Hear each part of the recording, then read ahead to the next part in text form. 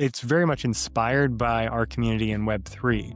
The first 24 applications that came in, we had over 15 different countries represented. That's incredible to me. I'm so honored and grateful that that's the community that I've gotten to champion and try to support in my own work as a curator and as a platform builder.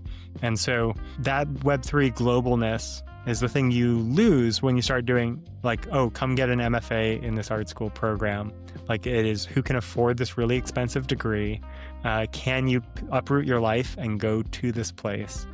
And so Artist Commons is online for those reasons and incredibly affordable. But what the tuition gets is the ability to pay mentors and really incredible guest speakers and visiting artists to come in and lecture and present and lead workshops and discussions that help us deepen our practice more than we sometimes get just listening to a space or a podcast. All right.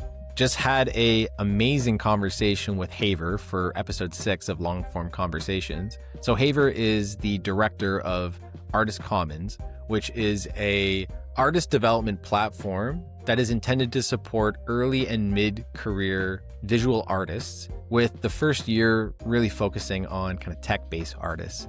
So a lot of folks that are going to be listening to the podcast, you might be interested in enrolling in the program. If you do, I've got a referral code. It is all capitals, no spaces, long form 2026.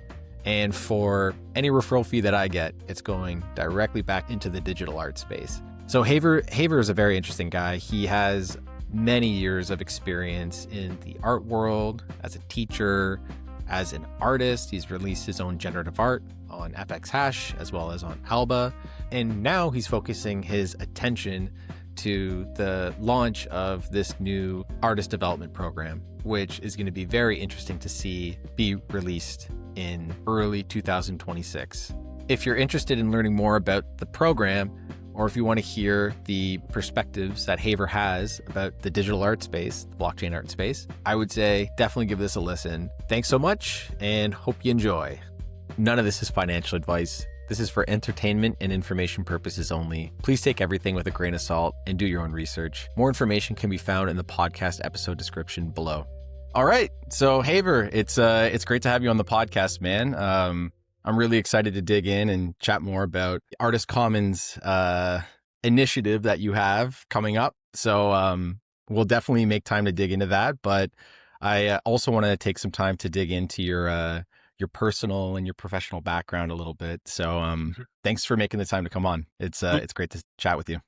Yeah, it's great to be here. I've really enjoyed the last few episodes. I love that. Yeah. You're what, 5, 6 episodes in now?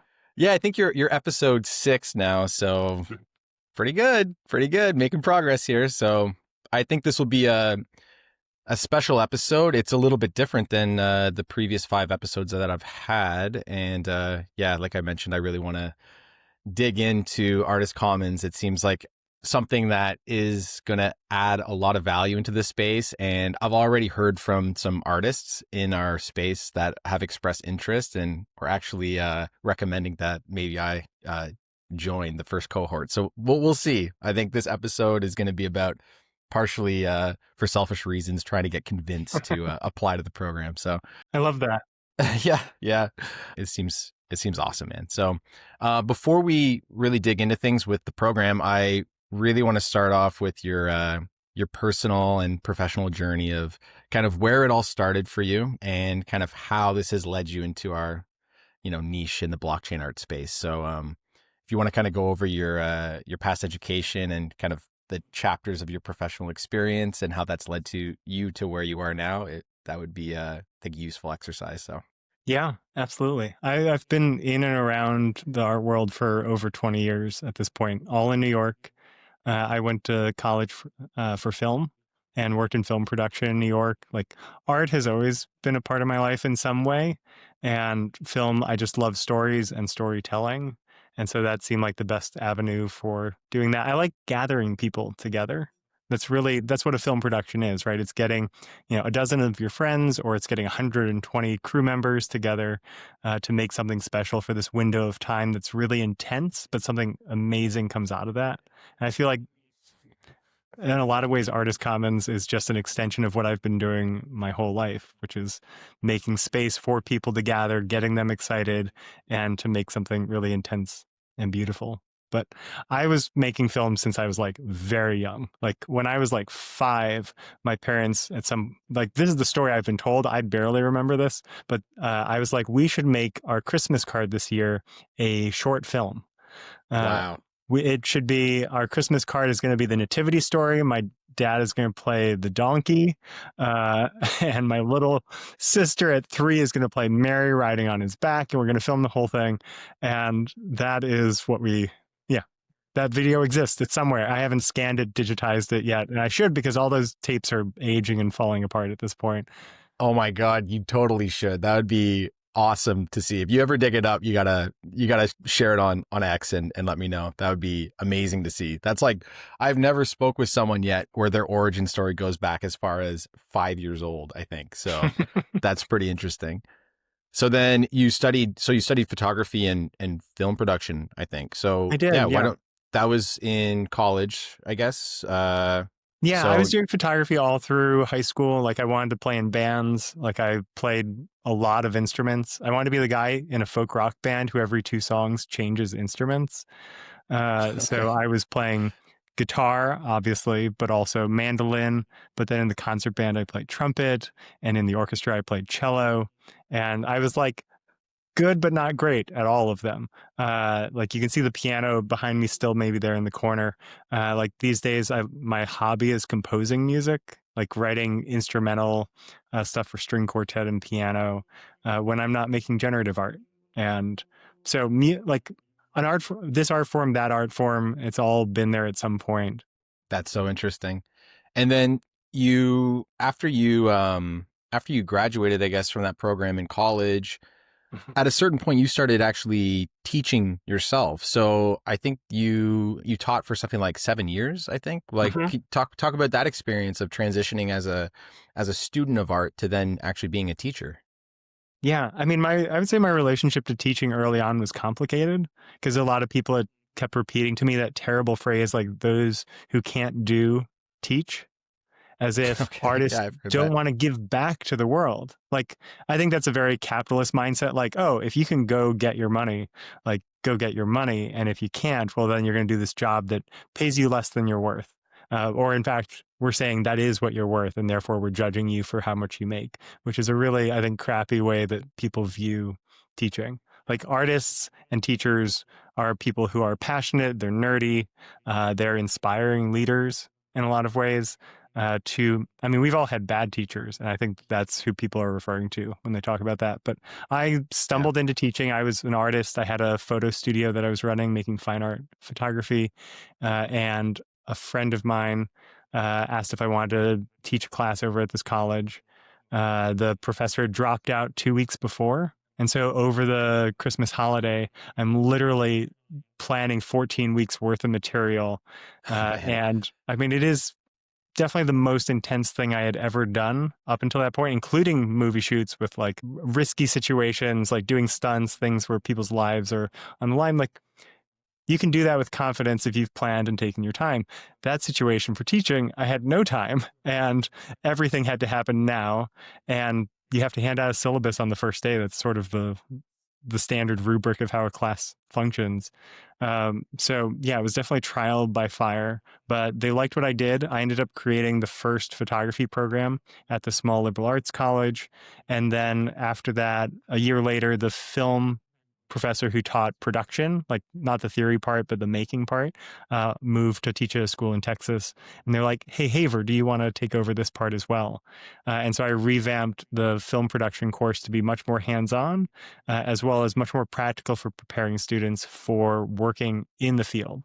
Like that's the thing that to me has always been really important, is not just how do you do your craft, but how do you actually, intersect with the business of art, intersect with the wider industry that you're in, not just I'm a maker who sits in my garage or goes out in the woods with my film camera and makes something. Right. I think that's often with creatives like a big missing piece with them being able to actually kind of maneuvering within like the on the business side of like the art world and being able to actually whether it's sell or have their works shown or represented in a way that kind of aligns with whatever their like professional goals are, you could say.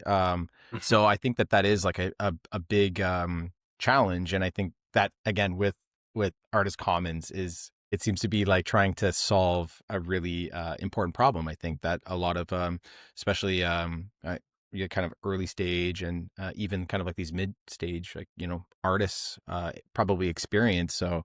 Um so after kind of like that chapter, I guess, of teaching where you taught for like over 7 years, um, you also then at some point, I guess, learn how to code and create code-based art. So, was that something that, was just, like your own curiosity kind of led you there, or did you have exposure to that like previously somewhere? Like, what was that like? Because that's like it's quite a you know it's a fairly niche way of kind of creating art is like writing lines of code, this algorithmic based art. So what was that like? How did you end up falling into that way of creating art? Yeah. I mean, my introduction to the contemporary generative art movement was my friend Ryan Green. He was releasing a piece on art blocks in fall of 2021 called Beauty and the Hurting, which I just acquired a copy of finally last week.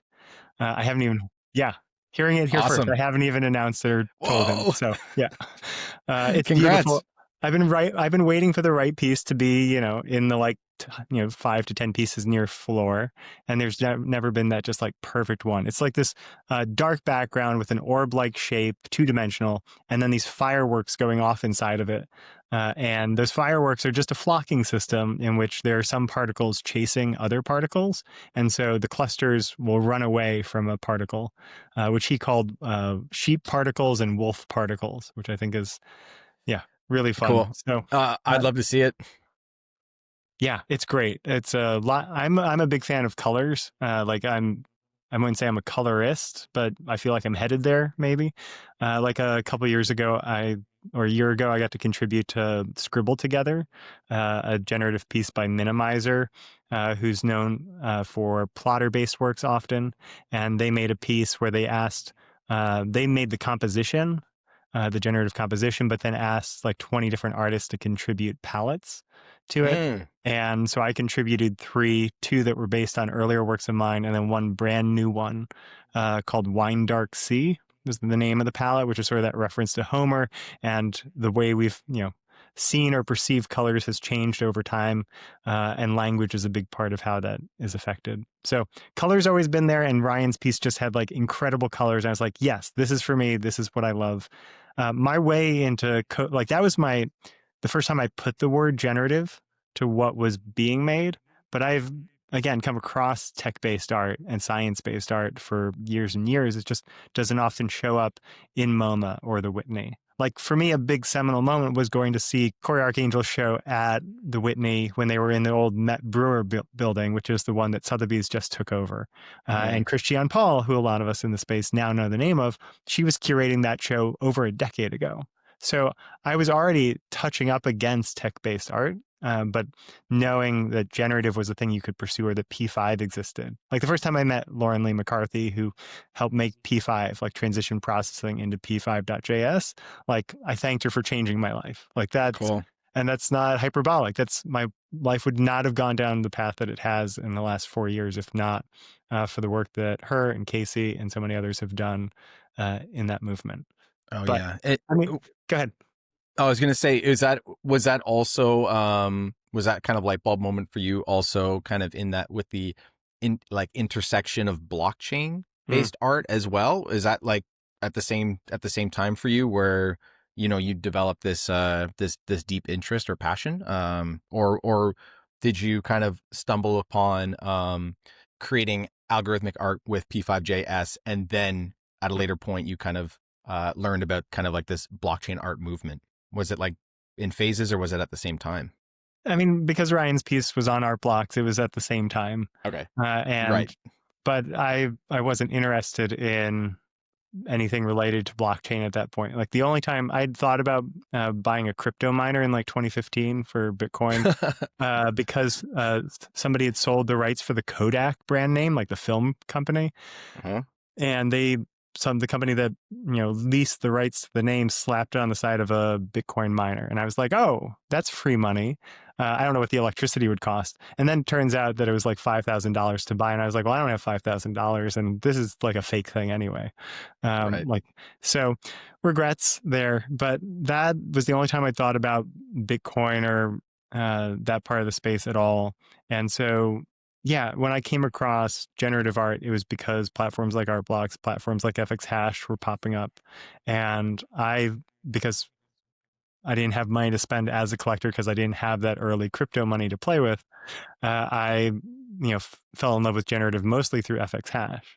Like I got so obsessed that spring, my wife is a writer, and she said, you should start a newsletter because you're really going down deep on this. And of course, I did decide to do the hardest version of a newsletter, which is I looked at every FX Hash project that had been released to pull out the hidden gems. And so I started a publication called FX Gems that I ran for a year until curating opportunities popped up.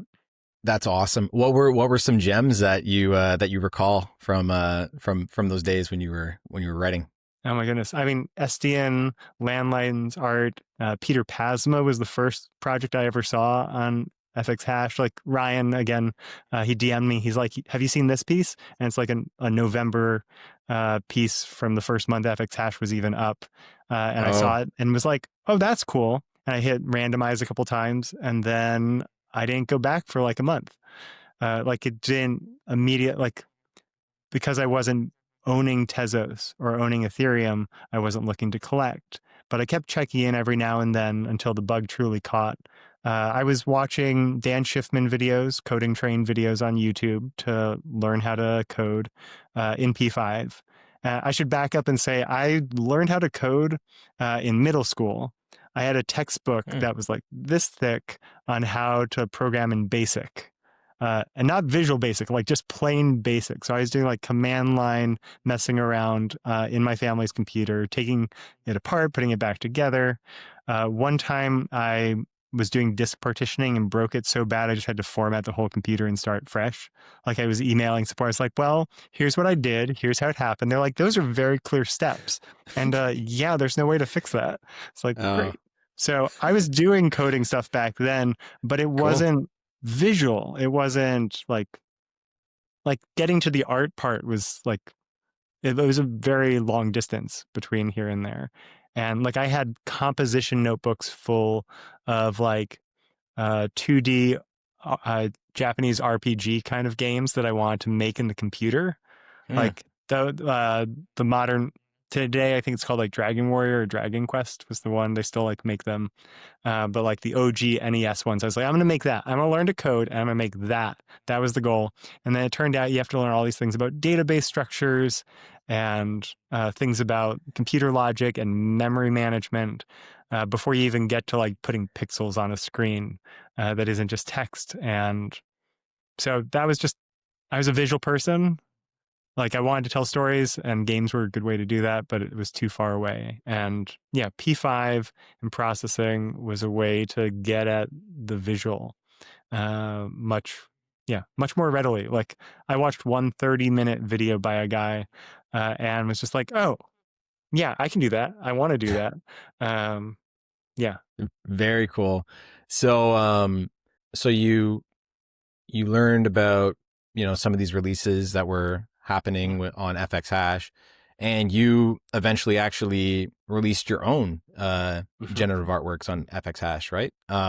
So talk about that. So that experience of actually releasing your first works, of long form. It was a long form series. Mm-hmm. Yeah. So long form generative series on FX Hash. So what was that like? And yeah, just take us through that process, and also kind of then any insights that you had during that time, which then led you to your own future artworks that you released, but also the platform that you created. Mm-hmm. So I I started like October's when I see Ryan's piece. November, I find Coding Train.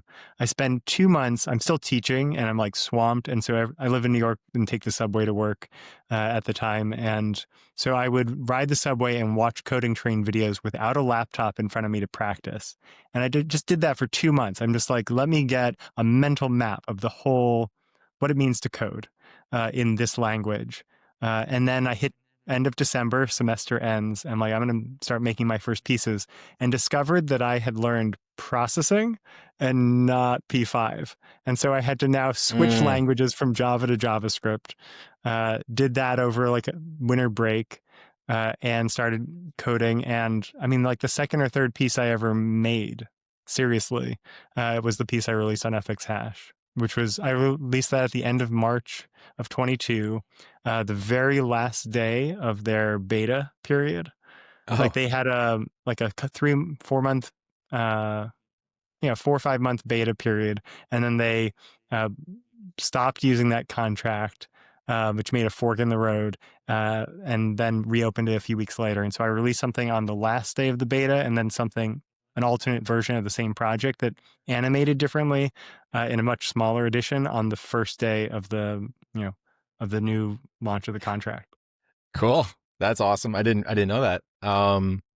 So that was your first release, and then you had a few other releases that you did as well, but you launched it on a different platform. So maybe talk about that platform and the artworks you released as well.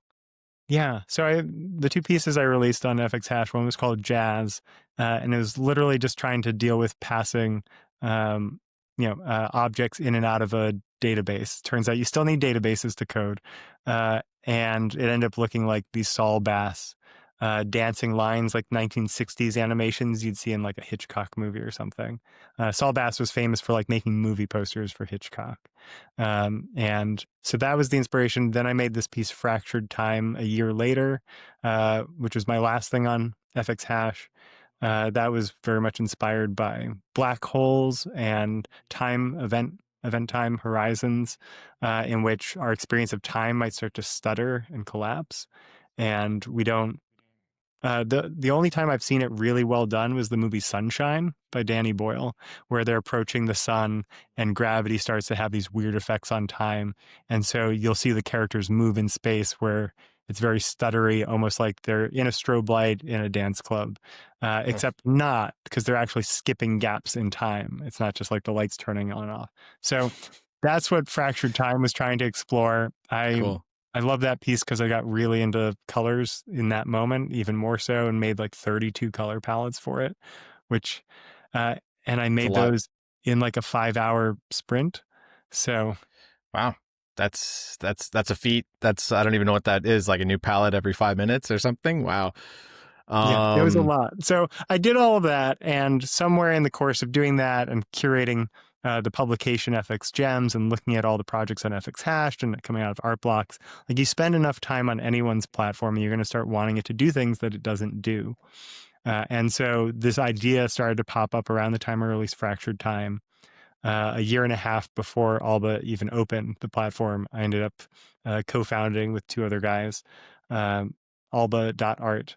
And I didn't meet my co-founders for another like 8 months. I'd been kind of planning out how to make it and execute it myself. What are the features that I want that don't exist elsewhere? And how do we champion smaller emerging voices was really important to me. And the other was, how do we get more signal to noise? Like in a lot of ways, the open platforms, which Alba was and is an open platform. I'm not there anymore. I stepped away in June, and as I moved my attention to Artist Commons. But during that 2-year run, I got to curate 5 group shows, really focused on small emerging generative artists who in 21, when collectors were spending big money, I would say a lot of the artists, they weren't ready yet. Like they weren't they didn't become the names that every collector knew, in part because they started on Tezos, in part because some of them had just come to P5 for the first time and generative art. So they were still learning as well. But by being immersed in some of the smaller names in our space and I keep a lot of really good Twitter lists. Like I have 500 generative artists on a list that I check in with every day and see what they're making, see what the new work in progress is. And I've got a list for generative, a list for non-generative but tech-based art, and a bunch of others for various types of people that I just want to keep Wow. track of and what they're doing. But I've kept my ear to the ground and would see them grow between 21 and 23, 24 when I was curating these exhibitions. I was like, oh, this person is ready. They're ready now. And I want to be the person who brings them to a wider audience. Very cool. Are there any artists that you that come to mind that you look back on from, Hmm. let's say a few years ago to where they're at now that you've been really um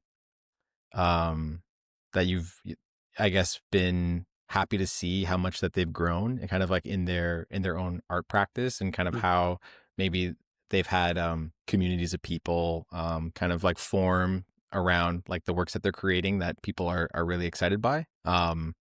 Is there anybody that comes to mind, really? Like, Yeah. I mean, for the first half of the question, it's interesting. So I would say that there's a lot of artists who I think were smaller and never like had big success on Ethereum that I'm like really sad to see not in the space right now, hmm, that they had to go back to full-time day jobs. I mean, I was always encouraging artists like work at least 20 hours a week at a day job. Like this money's not going to be here forever.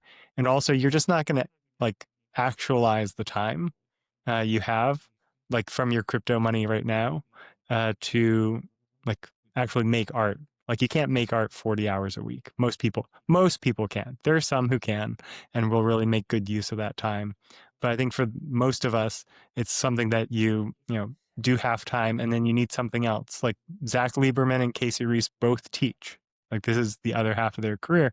And it's still part and parcel with the things they're interested in their art practice, but it's a different part of your brain you're getting to use doing this. And I feel like so I'm sad to see some of these artists who uh, went full time with art, then have to go completely full time back to the other side. A lot of names come to mind for that, and I don't want to out anybody because I want them to come back, and I'm rooting for them and really excited to see what they do.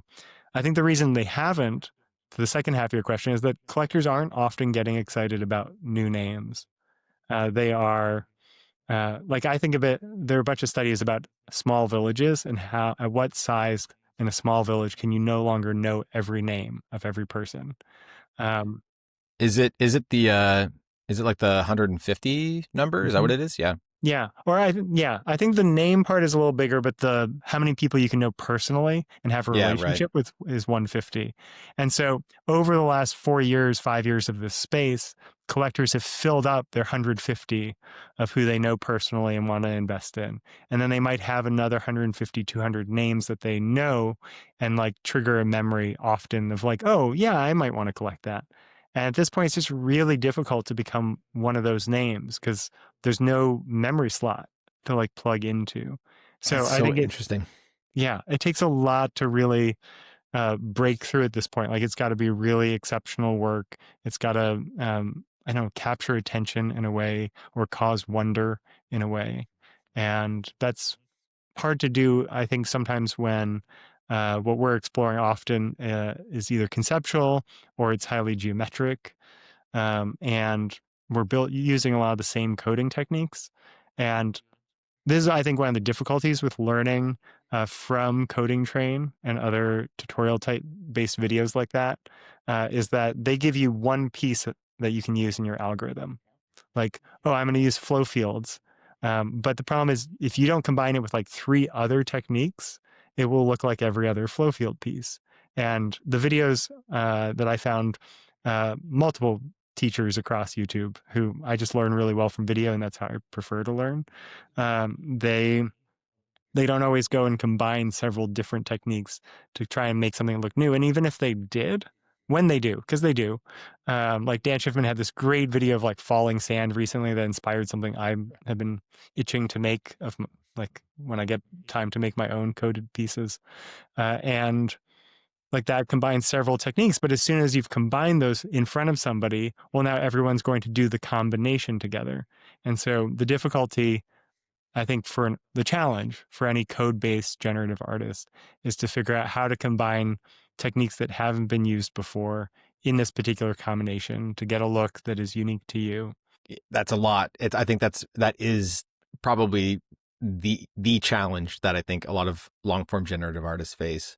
It's tough. It's tough, like with writing lines of code and trying to create these generative systems, because there was such a boom, especially in the last few years. And there's so much really interesting art that's already been created. So to your point, it's like how do you use those same tools and build something that is really unique, and I think uniquely you as well, right?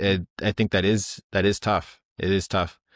Um, I do want to give you one name because yeah, please. like I really love the work of Jonathan Barbo right now. Jonathan is someone I met at Station 3 for the first time. He's a Canadian, Canada-based artist, and he Represent. represent.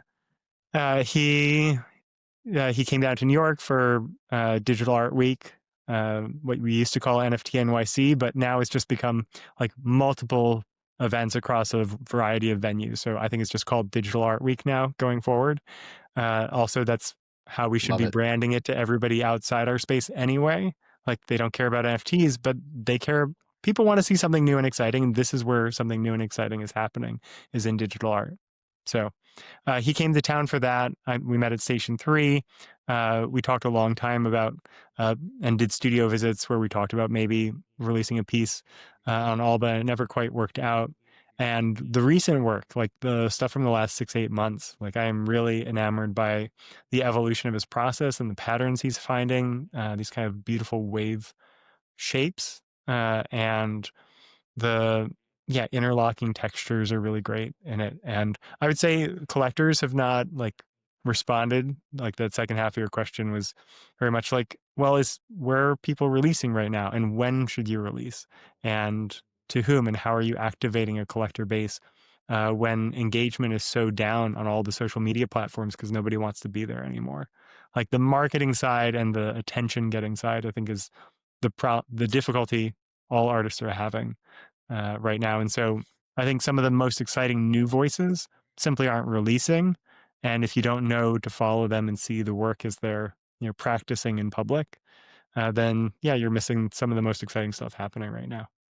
For sure. I feel like kind of like there's what's called the Gini coefficient, which is kind of like the delta or the difference between like the highest like kind of socioeconomic strata and kind of like the lowest.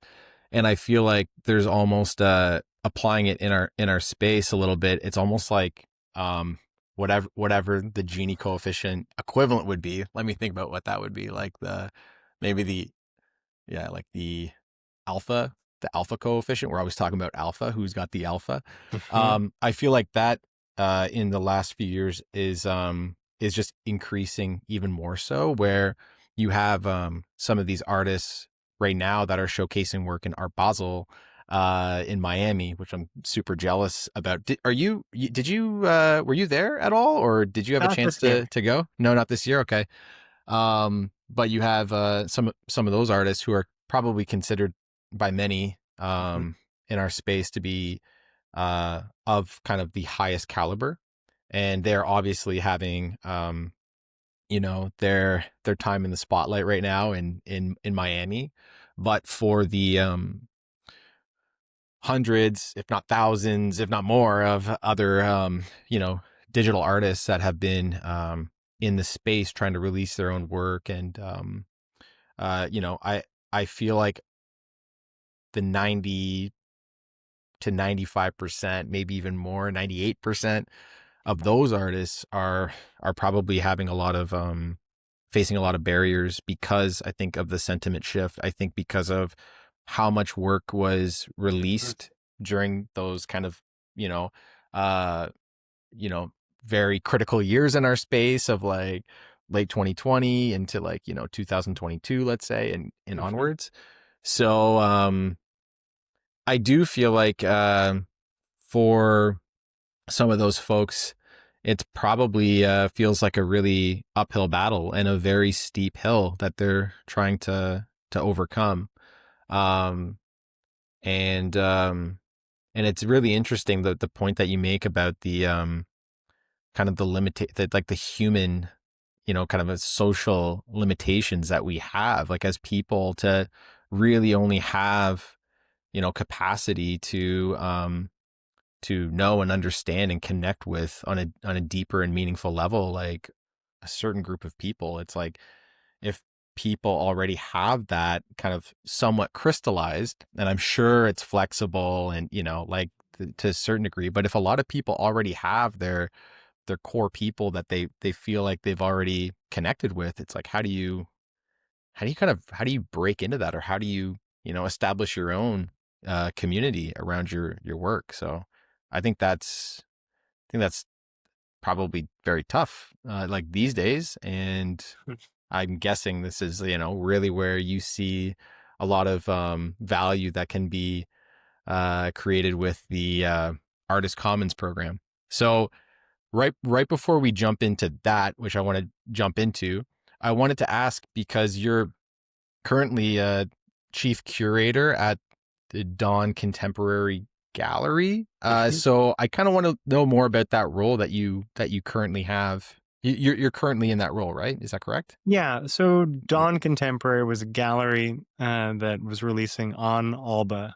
The group shows I was curating there were Got it. through Dawn Contemporary and that brand. I would say the signaling on that was kind of low throughout the time. Like it's there on the site, but people were having to learn two names at the same time. There's Alba, and that's the platform. The platform's open and available to anyone to mint on. Like we had a 6-month beta, and then it was open.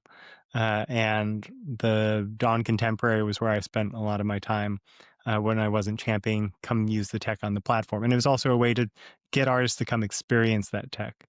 So I'm trying to figure out in the next 6 months where I'm curating now that I finally stepped fully away from working on Alba, and trying to support the tech that was there and support artists who might want to use that tech. And so it may be under that brand. That's the brand that I still have right now. But I need to confirm with my co-founders that they're good with me continuing to use it. If not, I'm like, I am like mildly penciling other names down in my notebook, trying to figure out what it is. But like everything I do will be like everything that I've done will be under this banner. So that's the banner I have right now. But the site, like I've been building a gallery site to hold past exhibition work that I've curated, as well as this new stuff that I'm trying to put together for the new year. And yeah, that site is like half built, and suddenly Artist Commons started to come together. And I actually hit pause on finishing the site because I was like, oh, this needs to start in January. Like that's the right time to start a new program that's going to be a year-long deep dive into how you can level up your practice. And so as soon as Artist Commons is fully on its feet and the first set of cohorts have started, I plan to get back to finishing building that site, integrating some kind of technology to be able to support artists that do want to do blockchain-based minting. But that, like, I come from a physical art background, and like I'm just going to turn the camera here. So over here to the side is my 300 Wow. pound large format inkjet printer. And Wow. that is, yeah. So that's 44 Not inches cheap. wide. No. Wow. And I live in a fourth floor walk up. I'm still impressed they got this upstairs. Wow. Um, Yeah. That's a so feat. so I love physical work, and figuring out how to balance the line between those two is really important to me. So uh, Wow. yeah, I would say a lot of what I do is trying to figure out where the gap is right now. Like there's a famous book in the 90s called Blue Ocean Strategy. And it really had this metaphor about red oceans and blue oceans. And that a lot of companies spend their time competing in red oceans that are red from the blood of combat because you're fighting over the same market. And I try to spend a lot of time thinking about where there are gaps, what needs aren't being fulfilled right now, within a given segment of people. And artists are the people I care about most. And so I want to make sure that the things that I build are really built for serving them at the highest level. That's awesome. Okay, so I think now's the time. Let's jump in to Artist Commons. So let's hear about Artist Commons. What was the inspiration, I guess, behind it, but really practically, like, what is this going to look like? I know it's going to be launching in January of 2026, which is like a month from now. So, give us the pitch. Yeah. So Artist Commons is an online artist development program. It's a year-long program that runs for 4 10-week quarters, starting mid-January. Then you do 10 weeks together, then a couple weeks off, so that you're continually coming back feeling refreshed. Not like, oh, I have this burden where I have to show up every week and do something like I have to do my job. Like it's about one of the things I find really important is to have community. Like it's very much inspired by our community in Web3. Like when we were at our best, and sometimes we still are at our best, but the moments when we had discords that were really lively, and we had spaces where people were sharing work in progress and getting responses from people regularly.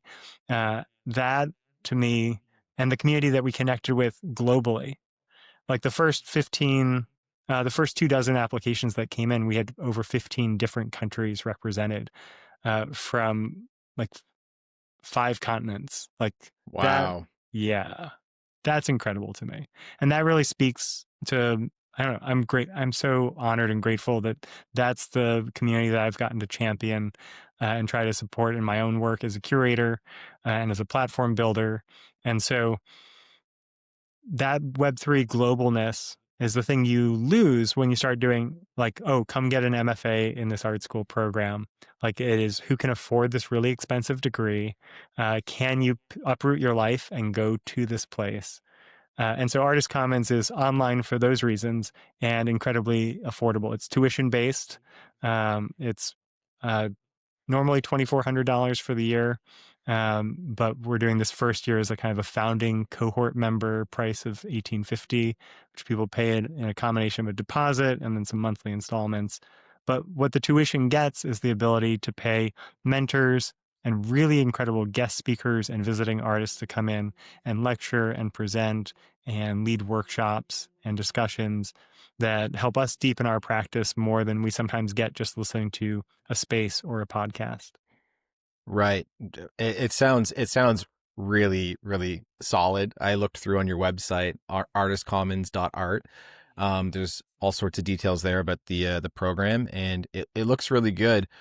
And I know that kind of the focus, at least for this first cohort, is kind of the early to mid career artists. Mhm. And I mentioned to you, I think before our chat right now, that I have a friend in the space who is like a pretty well known artist who's had, curated art blocks releases and things like that.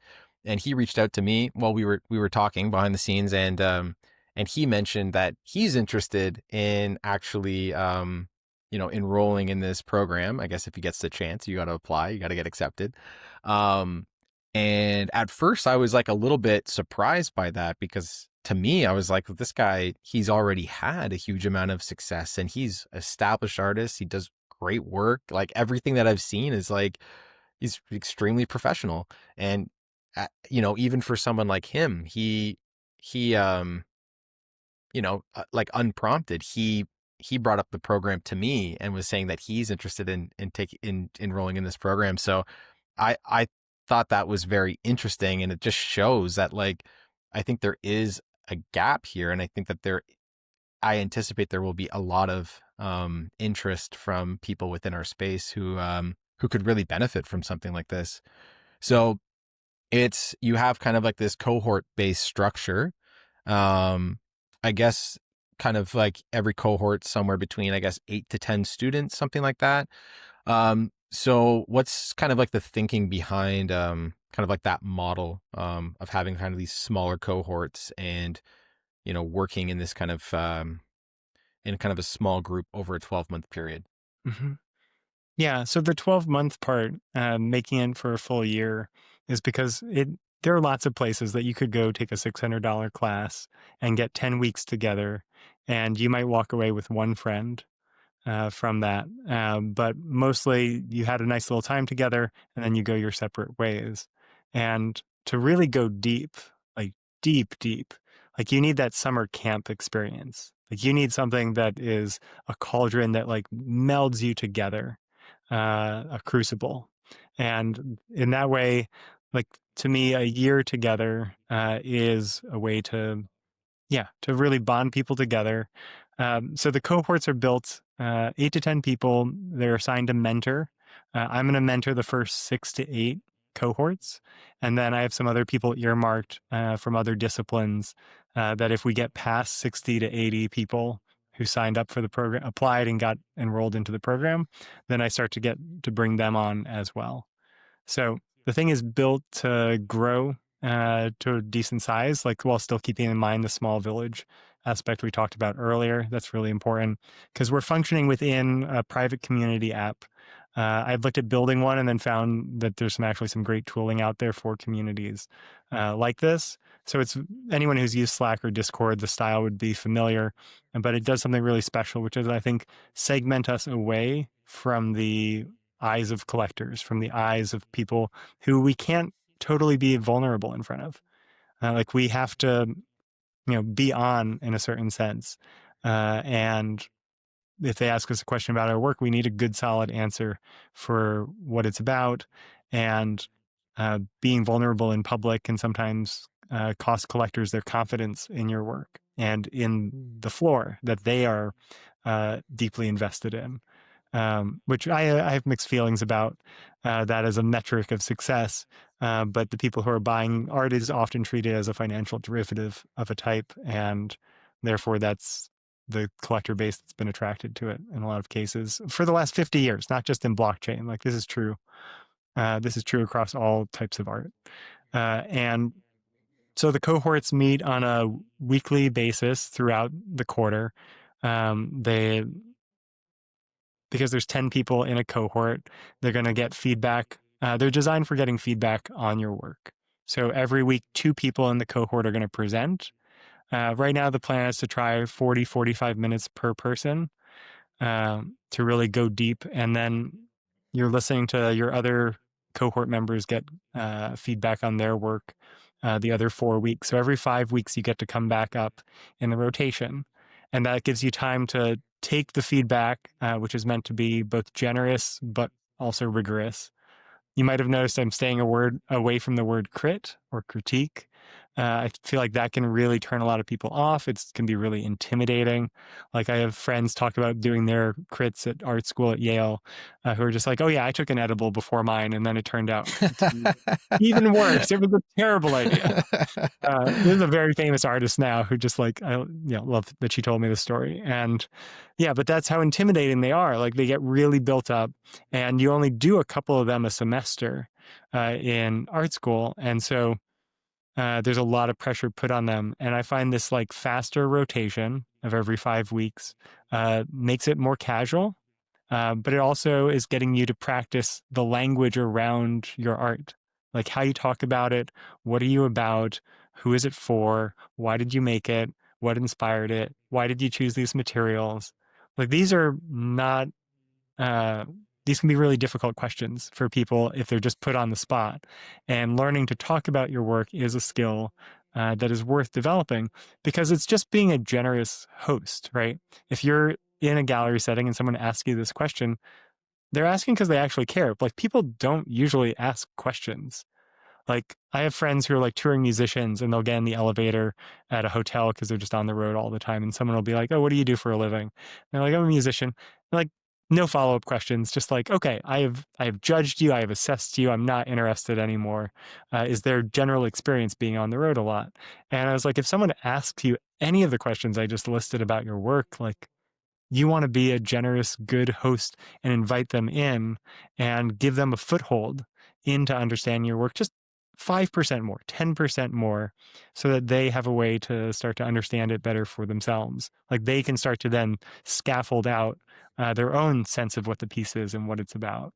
But you're giving them those first couple of handholds to make sense of it. And so the cohorts and the feedback sessions are designed to help you practice that language, not just get feedback on the work, which you're also getting.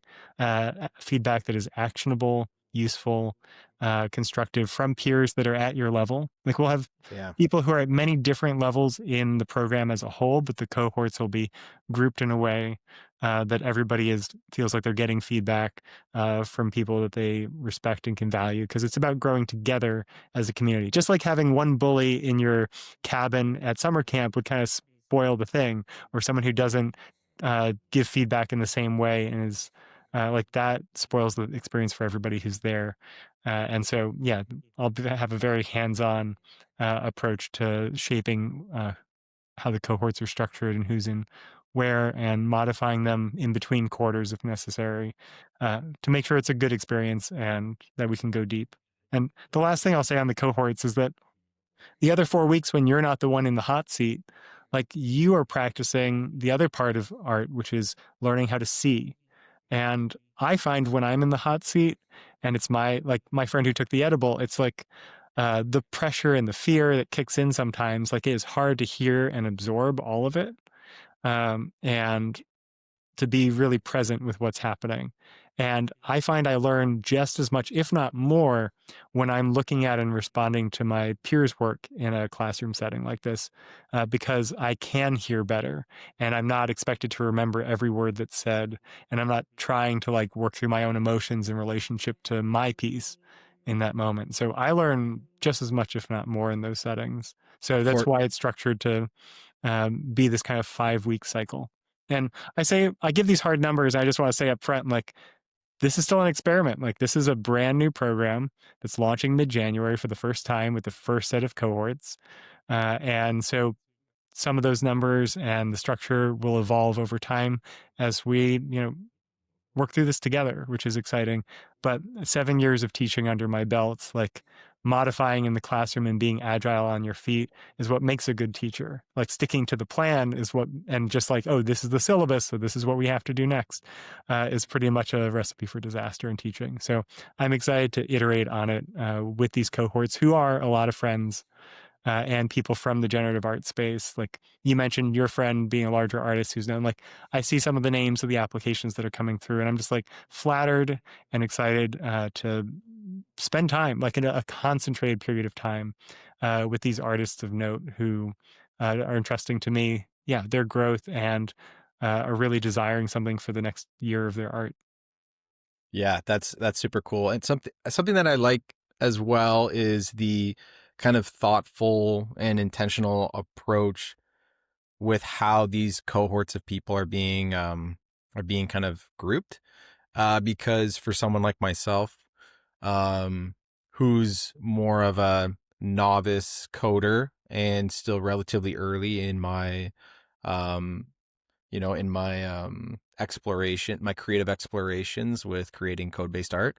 Um, if I was to be grouped in a cohort with a bunch of already very established artists with, a decade plus experience, let's say, or many more years than I have experience, I think there would be a lot of value in certain ways, but also in another way, that might be a bit of a uh, barrier to me actually being like, you know what, I think I want to do this, because I might have that feeling of, maybe I'm not good enough. Like maybe I don't have enough experience. Maybe my feedback won't be as valuable as what these other people will be able to provide. So I think there is something, very interesting about taking that kind of model.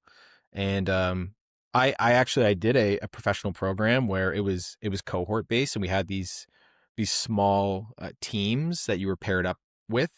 Um, it's interesting because it was actually you were paired up based on heterogeneity, kind of like differences between the group, so that when you're thinking about shared problems, like problem solving, you're able to explore a lot of different ideas and perspectives about that.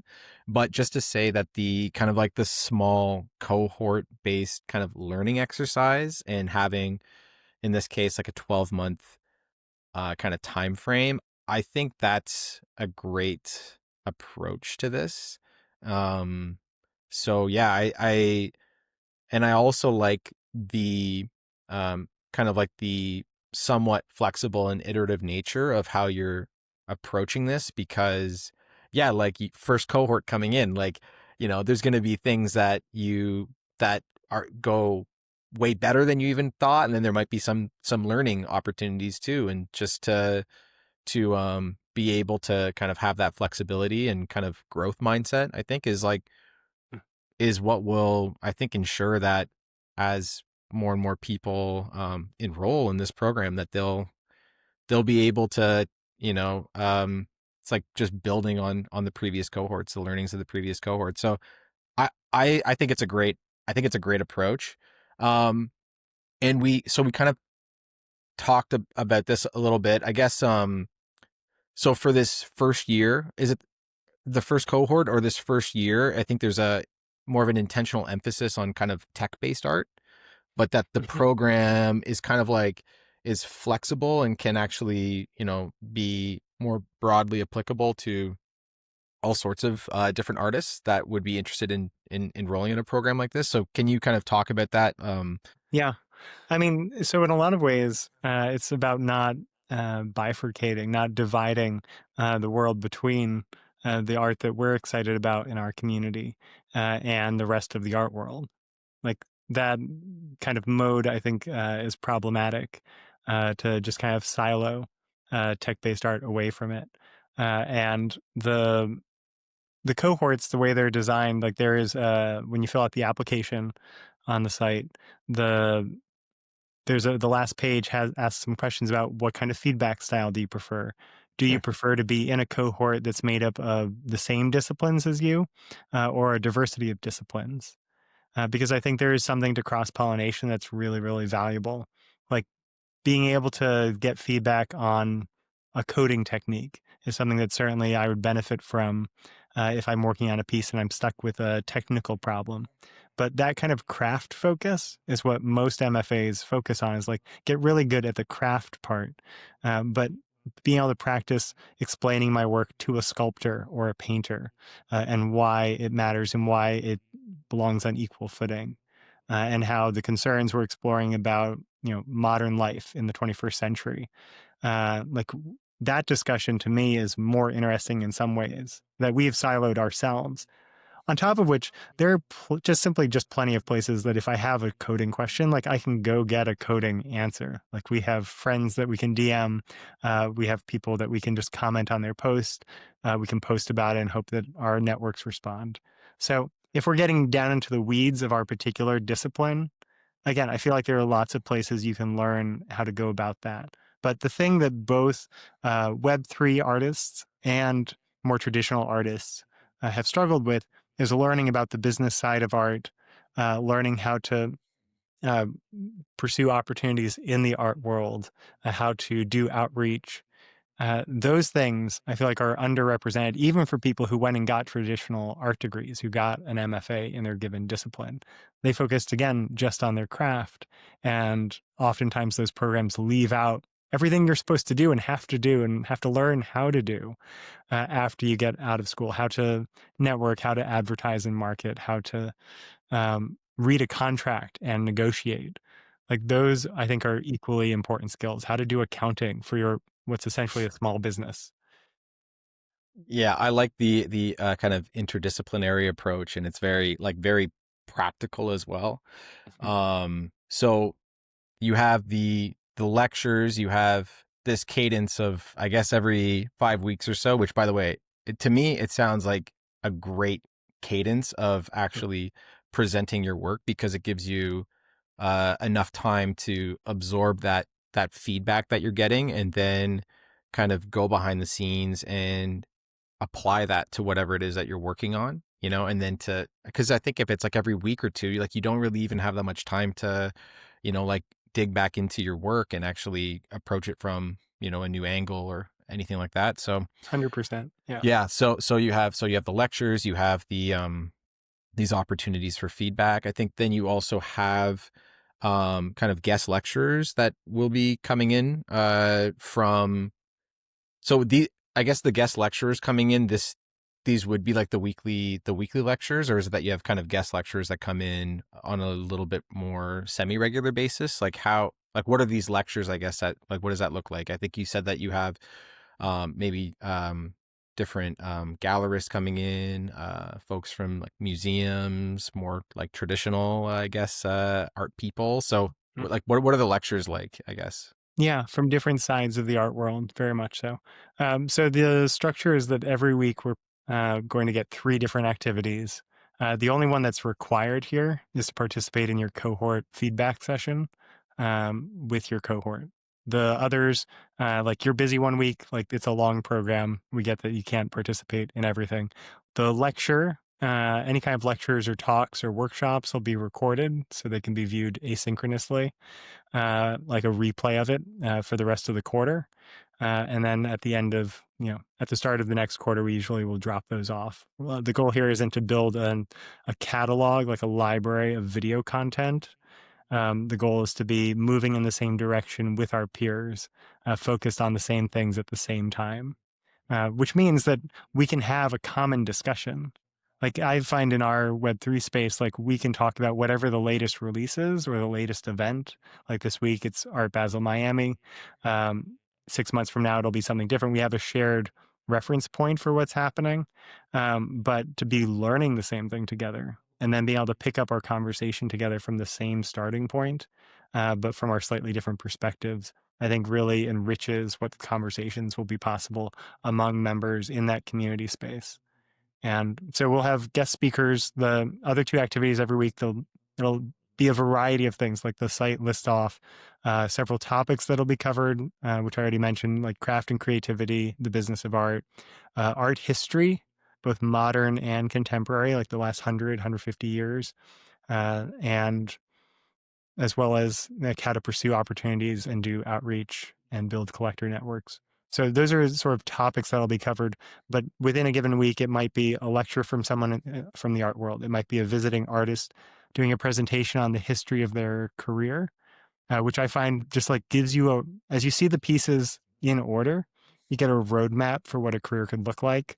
You start to understand, oh, this is where they started, and this opportunity led to this, which led to this person seeing their work, which opened a door to do this other thing.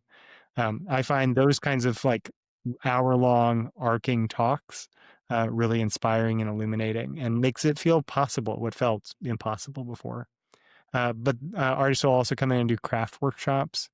And then, so those are all types of activities that will be recorded and available if you can't be there when they happen live. The only thing you miss out on is maybe be able to contribute a question to the Q&A at the end. So in that sense, that 90-minute, 60, 90-minute long lecture, talk, workshop can be treated like a podcast or a video that you watch in the background while you work. A lot of us find ways to slot that in. And then the other type of activity is discussion based. So we're going to try out doing kind of webinar style where we all come together in a group and then get broken out into small discussion groups of various sizes. And again, we'll be iterating and playing with what size makes for the best kind of conversation here. But we'll be doing reading discussion groups, like an assigned article, and then every few weeks come together and do one of those. Because we want to deepen our thinking. We don't want to just keep working from the same starting point of our own knowledge base or simply what art world people are telling us about right now. Like we're building on the shoulders of giants. This art is a historical movement. And being able to dialogue with the past is how art history gets written in the present. And we want to be a part of art history. We don't want to be a historical, if you're not a branch off of art history, then where do they put you? You end up as like maybe a sidebar in a book, not as a chapter. So in that sense, like discussion groups are a way to meet other people outside your cohort face to face and talk with them, get to know the community as a larger whole. We'll do some close looking exercises where we throw up like some images on the screen. I'm really obsessed with museum education and the way pedagogy is used. Like adults, we experience like the lecture version. Like we're going to walk around artwork to artwork and somebody's going to talk to me about the art. And that's actually not how people learn. Like, right, the Socratic method is we learn through questions. We learn by having to think for ourselves. The constructivist view of knowledge is we learn by having our knowledge scaffolded, like you build a structure, and then you have the ability to then hang additional knowledge onto these hooks that have been put on the wall by the teacher in this setting. And so close looking exercises and the way museum education is structured is that actually people are really smart. If you give them a few minutes and make space for them to answer questions, that they can get to what is the work about, why was it made this way, how did the materials matter, and then from those evidence-based deductions start to make actual reasoning-based deductions about what is it about and what does it mean and why does it matter in the world today, which are all the questions we want people to be asking about our art. And so learning how to do that with other people's art, I think, is really illuminating. And to not, like, we're going to be doing that already in our cohorts with our peers' work, but it's good to sometimes step back and look at, like, the legends, if you will, the people who are in the history books, the ones who matter, and then figuring out how to connect that to contemporary practice.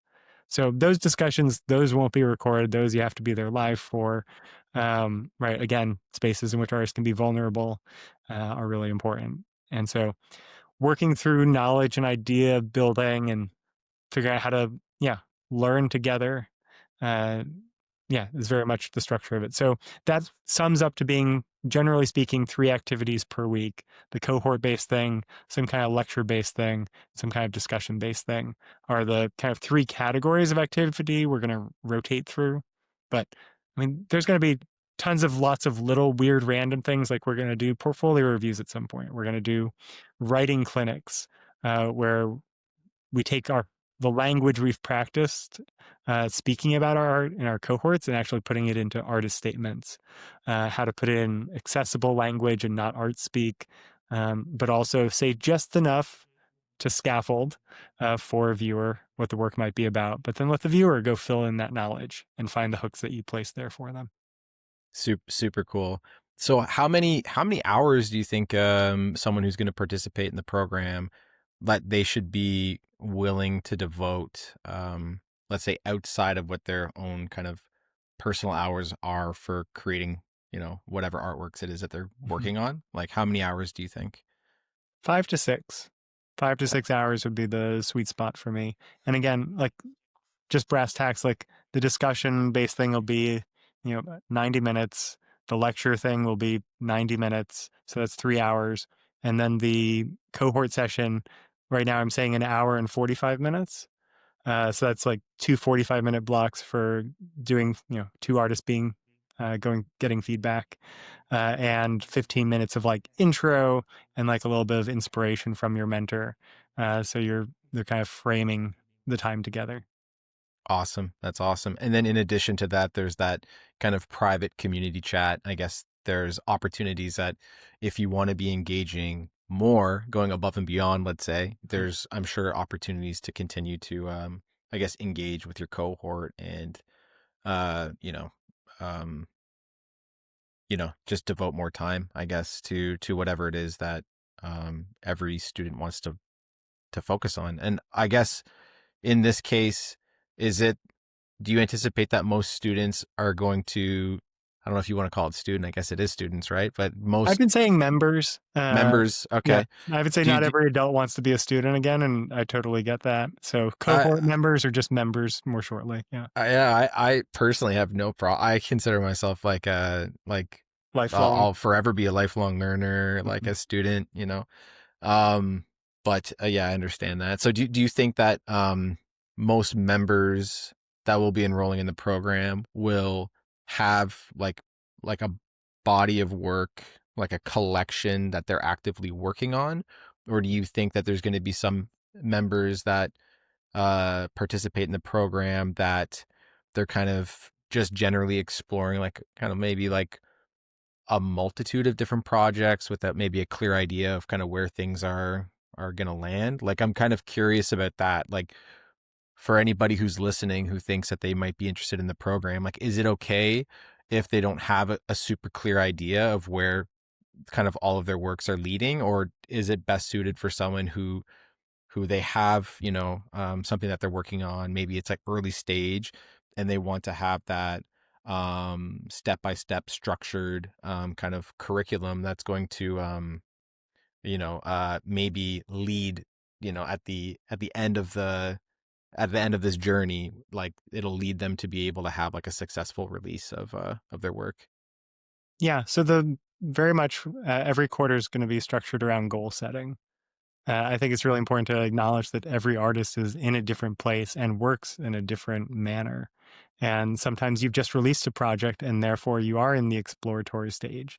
And sometimes you have something that you have a deadline that you are working toward. And so that project or body of work can get folded into your goal setting for that quarter instead.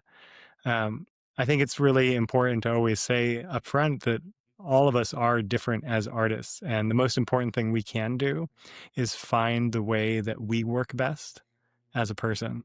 Like my rhythms are not your rhythms, and that's okay. And I think taking advice from anybody about how to make art is like you have to always be saying, well, this works for a set of us. And the best thing you can do is find a couple other people who work the same way you do and make you feel a little less crazy to say, oh, I'm not alone in the world. Like for me, years ago, I was trying to write screenplays, and it turns out I'm good at structure and not at dialogue. And so this was a bad career path for me to pursue. But I was paying attention to a lot of writers at the time. And Michael Chabon, who wrote The Amazing Adventures of Cavalier and Clay, the Pulitzer winning book that just got turned into an opera. Like, honestly, one of my favorite books of all time.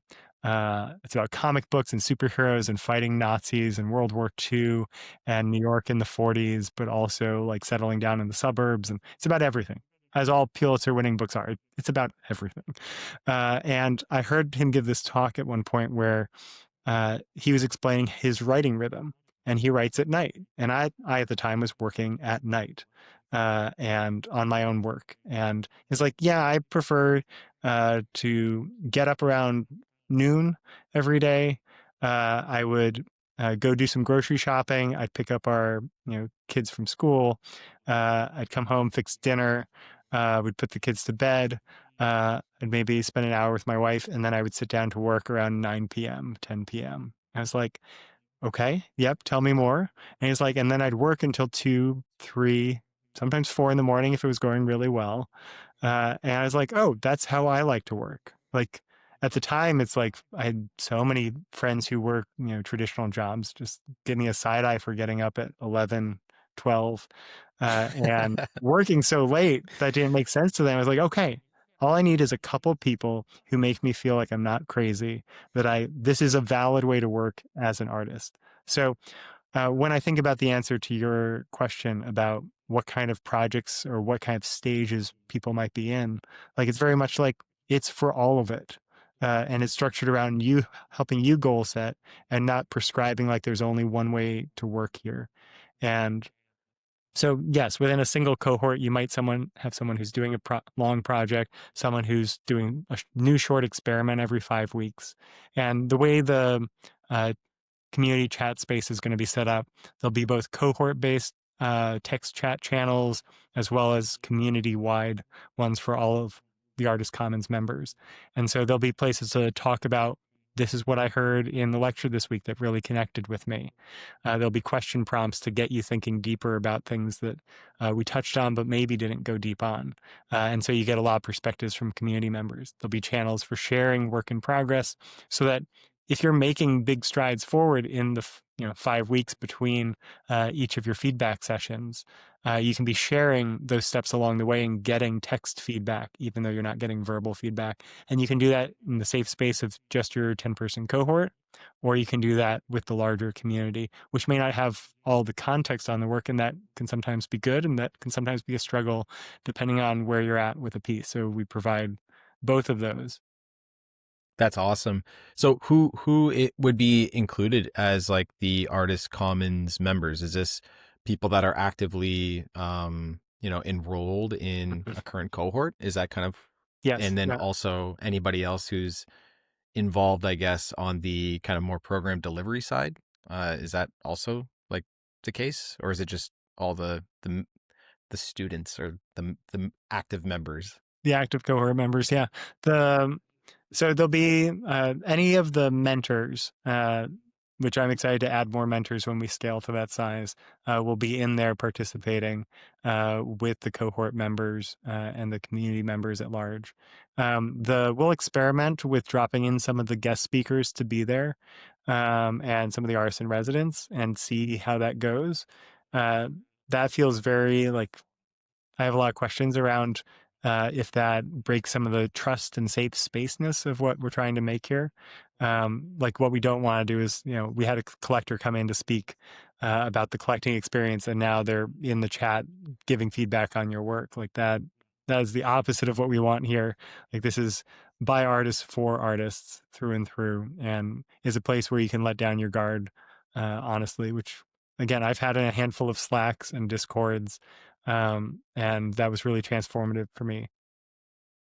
That's amazing. Yeah, I think having that space where people can be vulnerable a little bit and share, like works in progress, right? Like these are not like, necessarily finished projects that are ready to be released to the big and scary world out there, right? It's supposed to be a space for people to be able to get that constructive feedback, but to also feel confident or comfortable on whatever path they're choosing to take as an artist. So I think that's great. So something else that I saw was that there's also somewhat of an IRL component of doing some sort of like in-person meetups. Yeah, So small. I know a small component. So might be worthwhile to speak to that because I know for some people, including myself, like I highly value that IRL type of experience. So I know this is a like kind of mostly a virtual, web-based type of program, but I'd be curious to know more about what you have in mind for the IRL stuff. Yeah. So a lot of companies, when they do this kind of residency education based thing, they will throw a conference and give you more content. And after weighing all the options for what Artist Commons could look like and what would be most valuable to people, I was like, we're giving people so much content all year, like 40 weeks of the year. Like you're getting material here. The last thing I actually want to do when I get together is hear another talk. Like honestly, like I would love someday maybe to do an in-person conference, but the main goal here is every quarter in select cities.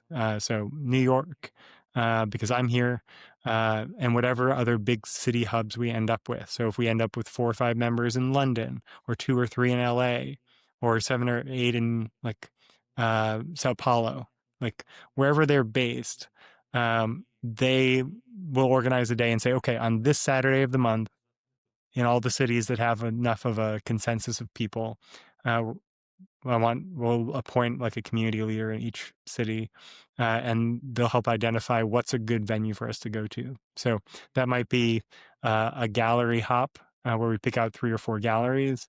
That might be doing a museum day.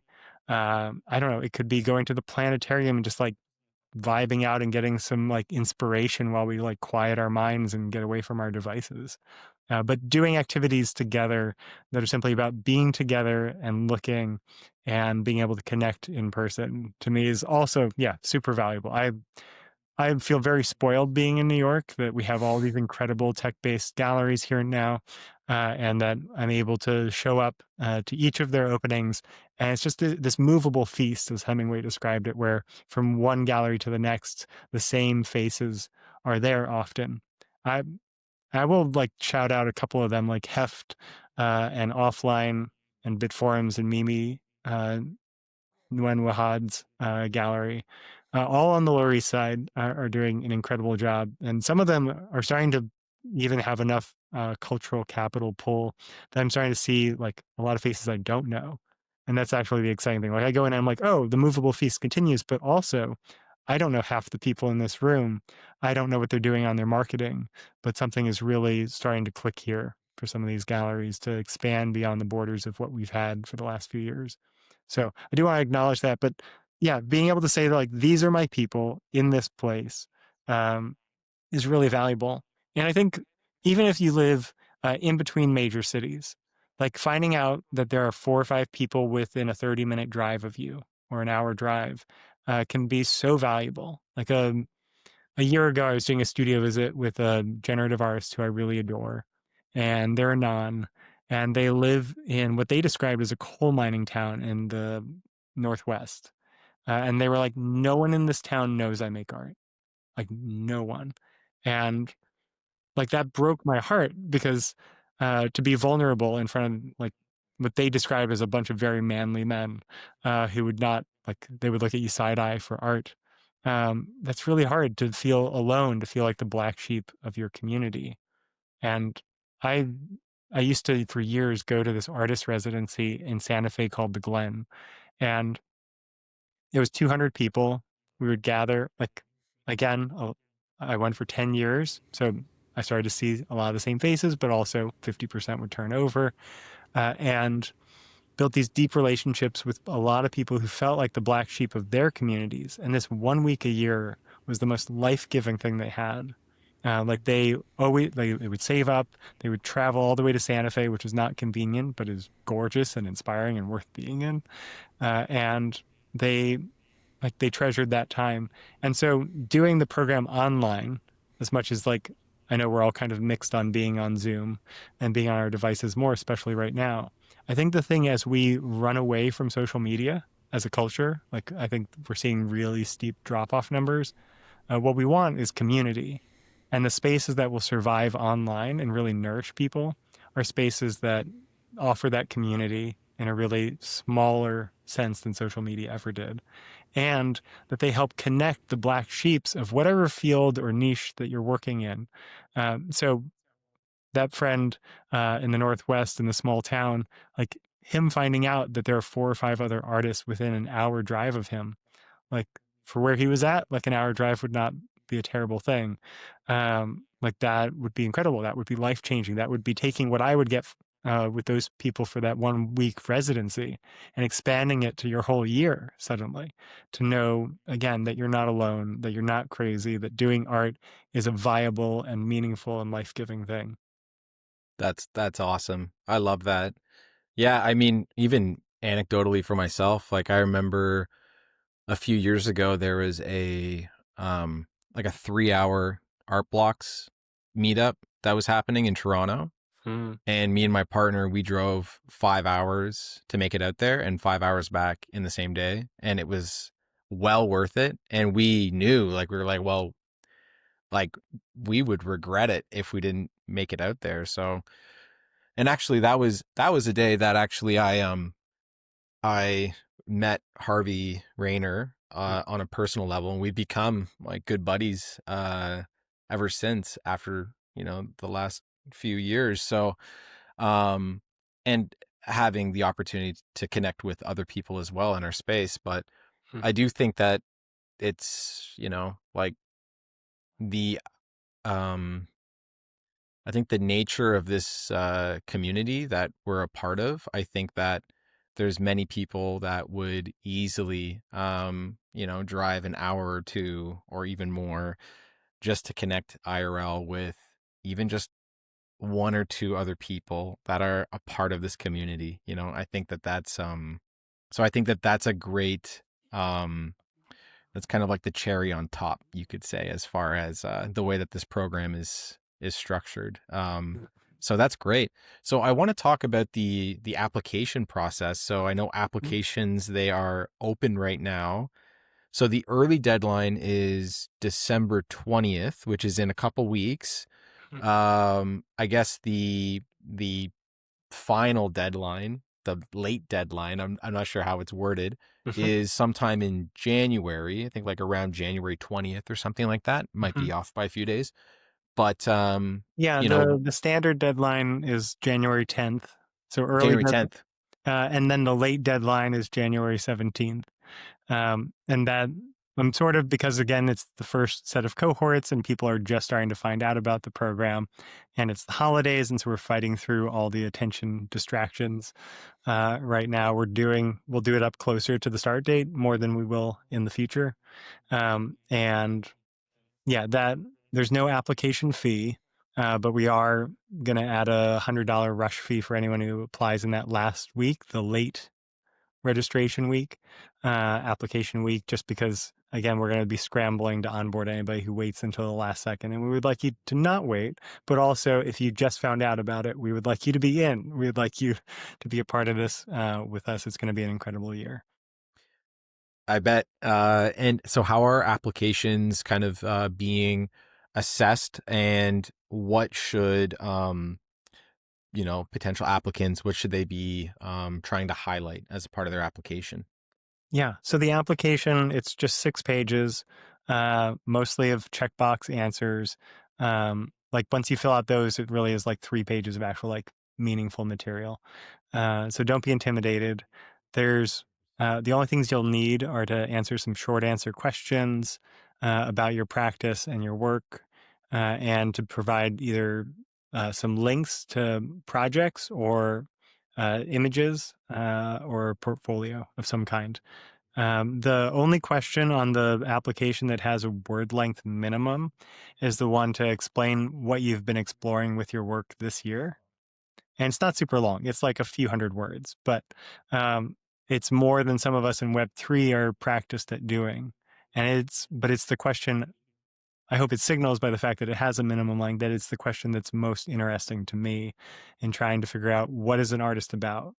Like, why are you doing what you're doing? Have you figured that out? And it's okay if you haven't. I just want to hear you think it through for yourself as an artist. Because the point is to come into a program to grow. It's not to be a perfect finished product that's then presented here. Like it is not competing for a grant where it's like, okay, only my best foot forward. Like we're here for your vulnerabilities. There's a question about like, uh, what are your goals? Like name 3 goals that you have for your work this year. And then there's a bunch of check boxes underneath that after you've answered that question for what's getting in the way of achieving those goals. Like you're not being judged based on how many of those check boxes you check. You're being like, this is informing us on how we can provide more support in the future. More than anything else. So we want to hear you in your full humanness of where you're at as an artist. Yeah, that's awesome.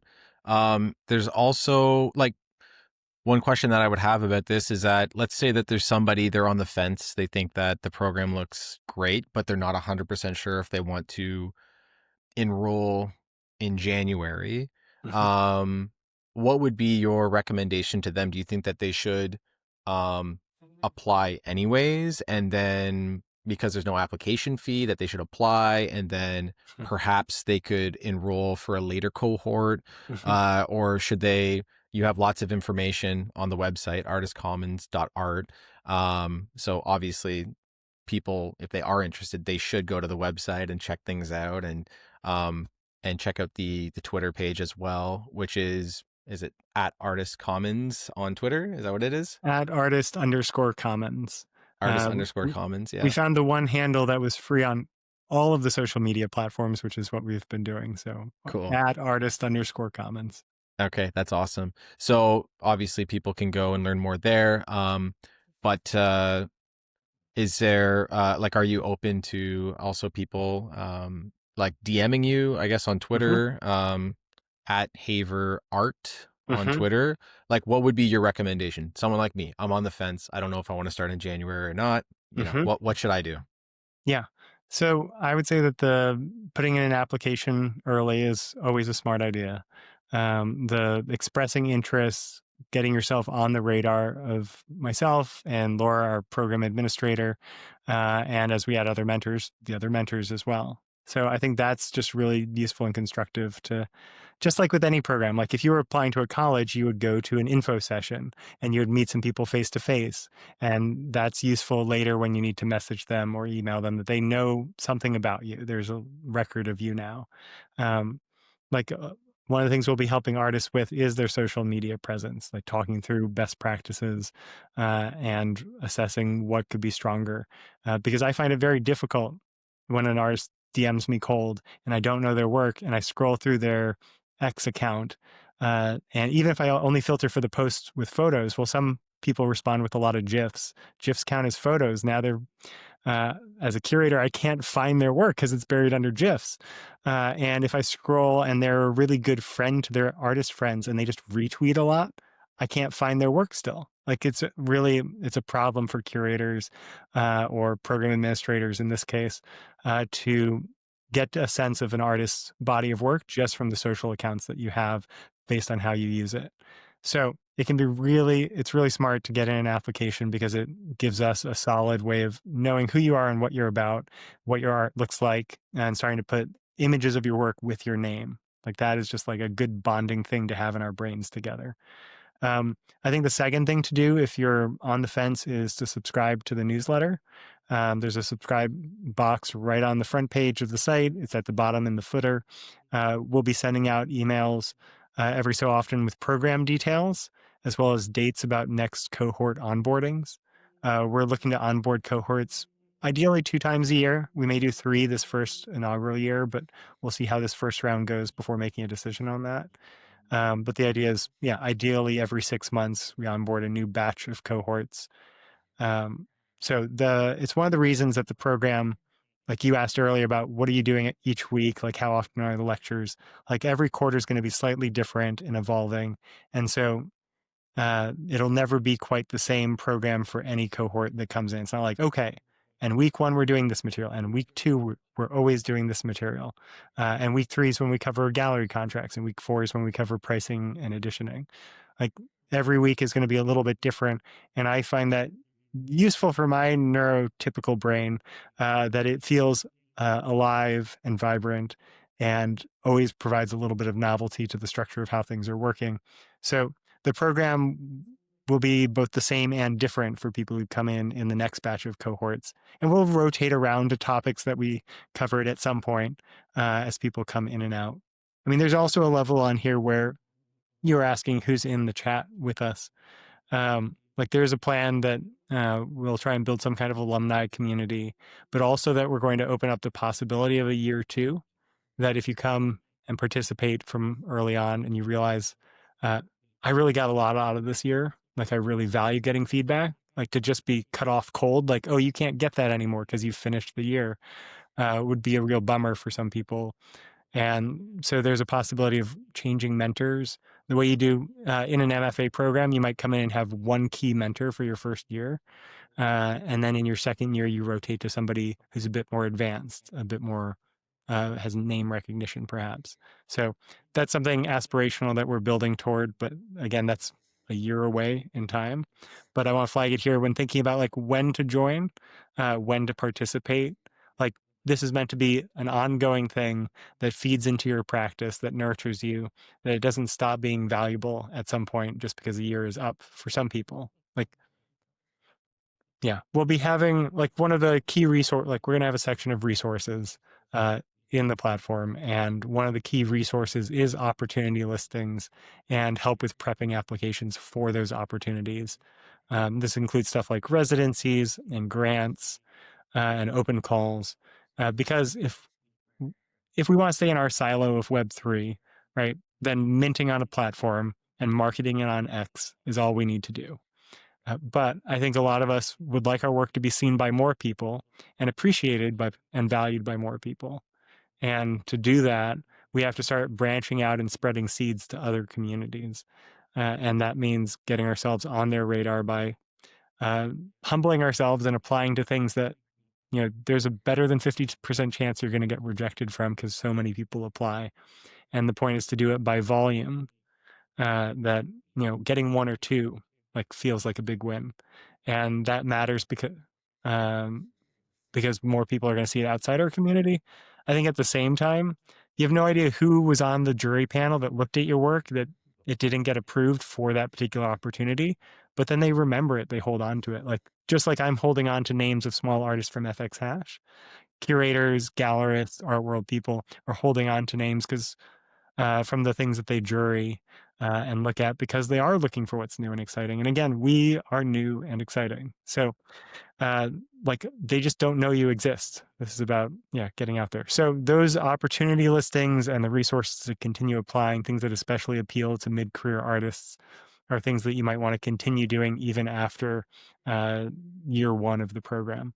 So my advice is to get in early and be a part of it, see how it serves and nurtures your practice. And if it does, continue doing it. Love that. And there's also a scholarship program, I Mhm. guess. You want to talk about that a little bit? Because that might be something that's important to some people that are on the fence of applying or not. Yeah. So on the last page of the application, there's a section set aside for if you want to apply for a scholarship. We have both merit-based and need-based scholarships, so you can choose one, the other, or both to apply for. And those, like, we want this to be accessible. That's the point here. We want this to serve as many people as possible. We've secured a set of scholarship funds. We're pursuing getting more. So if you're watching this and you're a collector or you're an investor in the space and you want, like, you love these artists and want to see them succeed and go further with their careers beyond what you've seen them do so far, like, consider donating to the scholarship fund, and you can just get in touch with me. They're DMing me at Haiver Art, or you can email us at team@artistcommons.art, and we'll get back to you about that. But Awesome. yeah, applying for a scholarship is a great thing to do. It's, I think, really important. I'd say half of our applications so far have been ones that have expressed interest in scholarship funds. So there's a limited number of those. It certainly won't go to everybody who's there asking for it. So definitely put your foot, pick which projects you want to highlight with intention there, because that's one of the things that the scholarships will be assessed on. For the merit-based ones, the need-based ones, there's some like short answer questions to help tell us about you and where you're at. Very cool. So then something else I want to mention is Yeah. you also have a referral program. Mhm. So you were kind enough to give me my own referral code, which is all capitals, no spaces, long form 2026. So long form 2026. And with that referral code, so if anybody uses that, I guess for me, I'll end up getting a $75 referral fee for anybody that gets accepted into the program, which, by the way, I'm committing that for any referral fees that I get, it will go directly back into the digital art space. But maybe speak about the referral program that you guys have, just really briefly, for anybody else who's out there that might be interested in having you on their podcast or something like that. Yeah. So the way the referral program is set up, we set the price for this first year, the tuition price, at the very bottom that it could be. Like, the referral code doesn't get a discount because 1850 is literally the lowest that it could be. Next year, when it's priced at the standard price of $2,400, referral codes in the future will give you, the artists, a discount when you apply if you wait until then. But one of the reasons to be a founding member and lock in that 1850 is because if you decide to continue into past year one, like there's a mentor you want to continue to study with or a cohort you're just really vibing with, you'll keep that price. So that's another reason to apply now in the early cohorts. The other things that the referral code does is that we've been activating various people in the community that we see to be leaders in the space, thought leaders, influencers, just all around good people, trusted voices. And the communities that they've gathered around themselves, we want to help gather as well. Not in the sense of just onboarding them to say, come be an Artist Commons, be a member here and benefit from this program, but also to help identify who might be a good fit for a particular cohort. That if people have gravitated toward the long form art podcast, then that's a high signal that they might actually get along together because they're vibing with this type of approach to presenting material. So we're going to use it as a way of identifying who we might want to group together into cohorts. We're also going to use it as a way to bring in the larger community who can't be in the community, private community space in the chat, but be able to give updates to people like yourself to say, hey, here's some big wins that people you recommended had this year or this quarter. So keeping you updated and in the loop. And if there are people who have a podcast or run spaces or simply feel connected to a lot of artists and feel like you want to get a referral code of your own, uh, again, DM me on X or Instagram, or you can email me. You email us at partners at artistcommons.art, and Laura or I will get back to you with more info about how to sign up for that. I love this concept. Yeah, for anybody who ends up using the referral code, if I'm getting updates on their work, I think there'd be some interesting avenues for doing some follow up, maybe throughout their year long experience with the program, and kind of maybe having some folks on the podcast and talking about their experience and everything like that. So I think it's a really cool idea. So that's great. And I wanted to ask, so like, if folks are interested, like, what are the ways that they can get involved, broadly speaking, with Artist Commons? Like, in the coming, like right now or in the coming months, like, what are the different ways that people can kind of support, this program or be involved? You're talking in terms of artists, or who are you thinking of here? Artists, anybody else, like if somebody wanted to, be one of the guest speakers, or if there's different ways that the community can get involved to participate in or support Mm-hmm. the implementation of this program. Like, think Mm. any way that anybody can get involved, like maybe just cover your bases on that, because there's all sorts of folks that might be listening to the podcast. And Mm-hmm. so it'd be good to kind of just, yeah, cover your bases on that. Yeah, absolutely. We've mapped out parts of quarter one and quarter two's speaker and content material, but we're still expanding throughout the year and also trying to space out some of that material so it's not, oh, we're only talking about writing in this quarter, or we're only talking about business of art now. So if you are someone accomplished in your field and you feel like you have something that fits one of the lecture topics that I listed here, which is business of art and the art world, from a high level, the like long and established people working on art law, people working on craft and creativity, like any of your Rick Rubin types, the anything related to connecting art history to contemporary practice. Like for me, art history is always like not just talking about a Solowit or Malevich, but it's saying, okay, they were doing this then. Here's an artist who did this 20 years ago, then building on what they did. Here's an artist working right now with this. Like, how can we draw the through line and connect it to what we're doing right now is really important. So, any of those topics, outreach, if you have topics that you think would business, if you have lectured topic ideas that you might want to share, again, email us at team@artistcommons.art. One of us will get back to you. Love a bullet pointed list. Love long emails. Like, give me your ideas if you're hungry to share with the community. Beyond that, I mean, it's the big things we mentioned. Subscribe to the newsletter. That'll be the main source of truth for what's going on, how the program's developing. Again, not just deadlines for this particular batch of cohorts and when applications are due, but also for when next cohorts are launching, sharing details about some of the talks that have happened.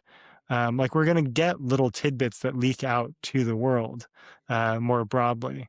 We want to be inspiring people. We want to be sharing, the wins of our community. So some of that will trickle out. So the newsletter and subscribing on socials are great ways to do that. And again, we are seeking additional scholarship funds. So if you're looking to make donations, we would love to talk with you about that as well. That's great. Wow. Cool, man. Well, I'm super, super excited to see how things go in the next, over the next year. So it's really, really great to hear from you and to learn more about the program. So, yeah, I'm wishing you all the best with it, and same with everybody else who ends up actually enrolling in the program. So, very exciting times. So I kind of want to pivot a little bit. I just want to kind Mhm. of pick your brain a little bit on kind of some broader kind of thoughts and opinions about some different topics that relate to our space. If you're kind of Love good it. to go. Yeah, Yeah. All please right. bring it. So, okay, so I'm looking at my window right now. I'm seeing, a very dull, snowy day out there from where I'm at. And in Miami right now, everybody's just living it up for Art Basel. I wanted to know your general kind of thoughts and impressions on what's happening this year in Art Basel, Miami. Incredible stuff. Like what Eli put together with 010, which for anyone who's not on X and maybe missed some of what's been going on. So in Art Basel, Miami, it's named Art Basel because there's a city called Basel in Europe, and that's where this art fair started. It's the biggest, most important art fair in the world. They have several different outposts. Miami is the US-based one. It takes place in December every year.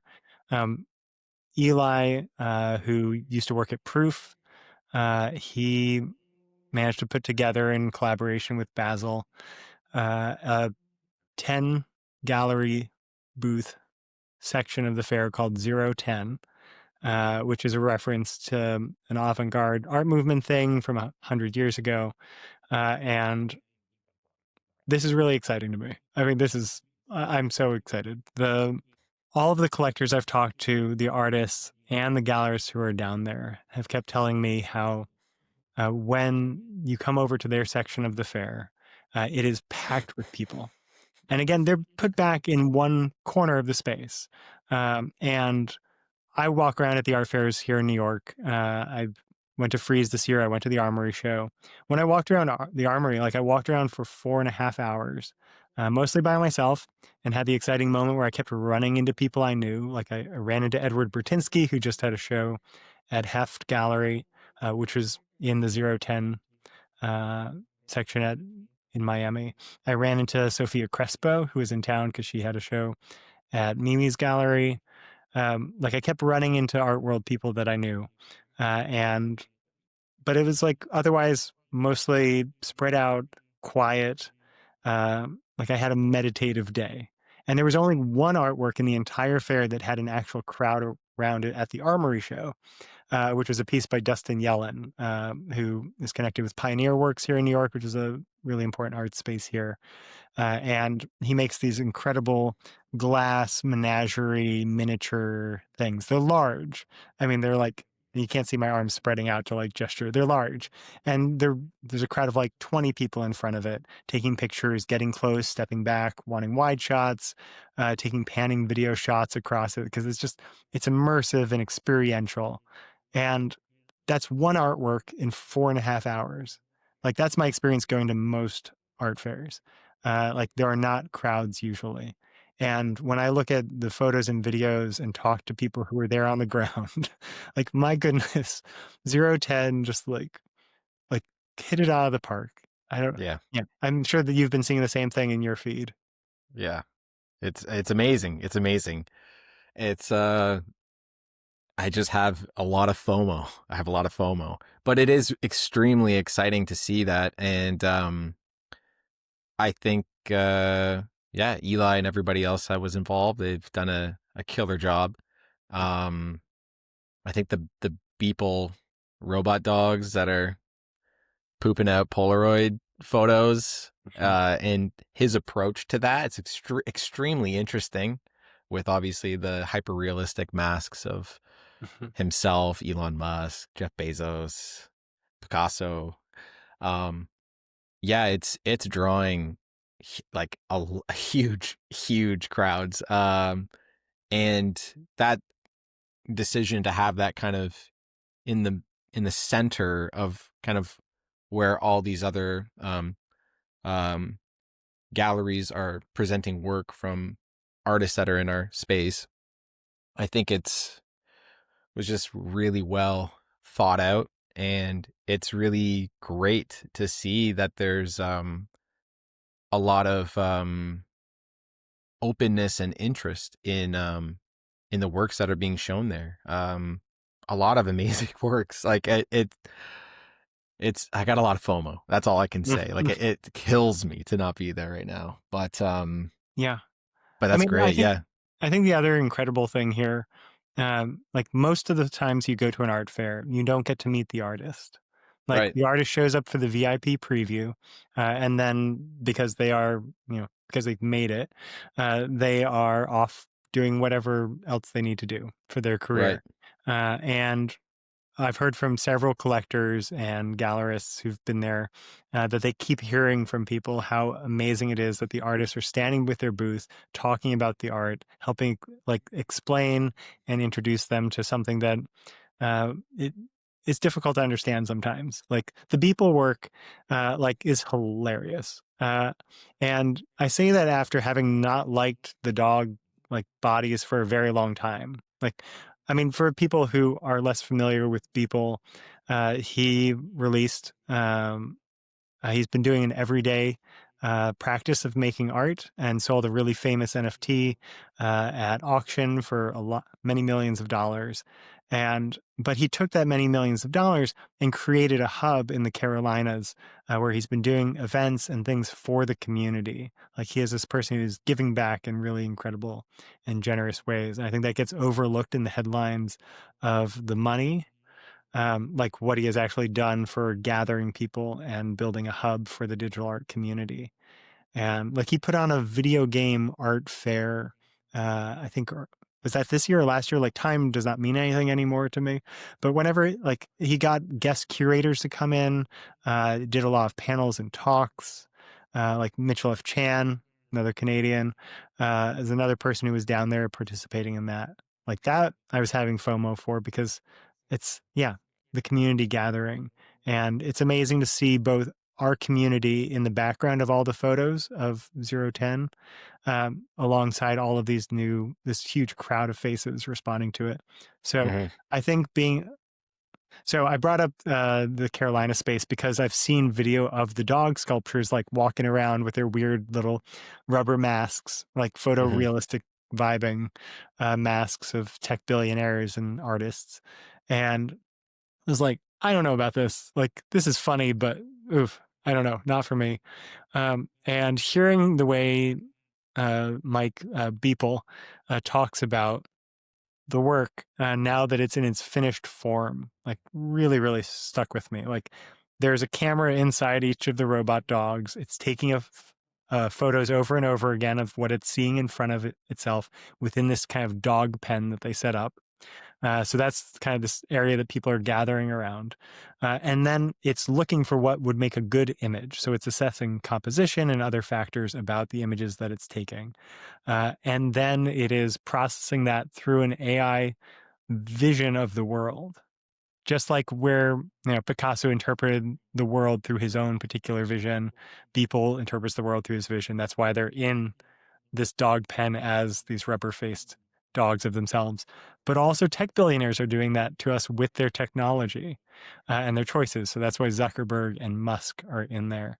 And the hilarious part of it is that that interpretation of the world may or may not be good.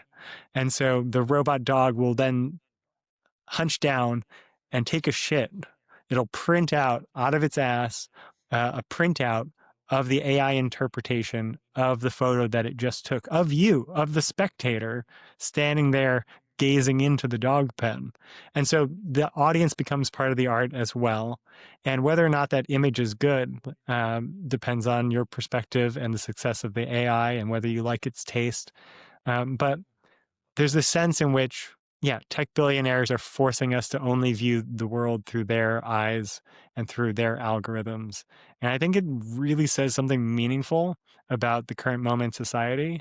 And that when I walk around looking at the paintings and sculptures in more traditional gallery sections of an art fair, I don't always see them speaking about the present moment and the things that we spend so many hours of our day thinking and worrying about. Like, this is art that actually helps me think about it and put into words something that I feel more in my gut than in my brain. Well, I think that was really, really well said.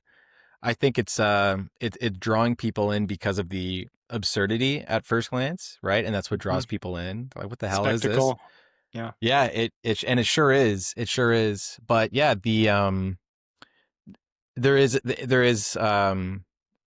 there is something far deeper with the work as well, and to hear people speak to that it's very interesting. So I think that's it was a great way to capture the attention of a lot of people without it having to be too cerebral, right? So for them to come in, it's just something that's absurd and it draws in these big crowds, but then it allows for this conversation to kind of occur about what the why behind the work, and also relate it to, some of these tech billionaires. And it kind of fits really well with the broader 010 um, exhibition that's going on, at which speaks to, the role of technology, I guess, and in kind of like the creative process, and even how each individual artist is using technology to convey their own unique vision, you could say, of the world or whatever it is that they're presenting.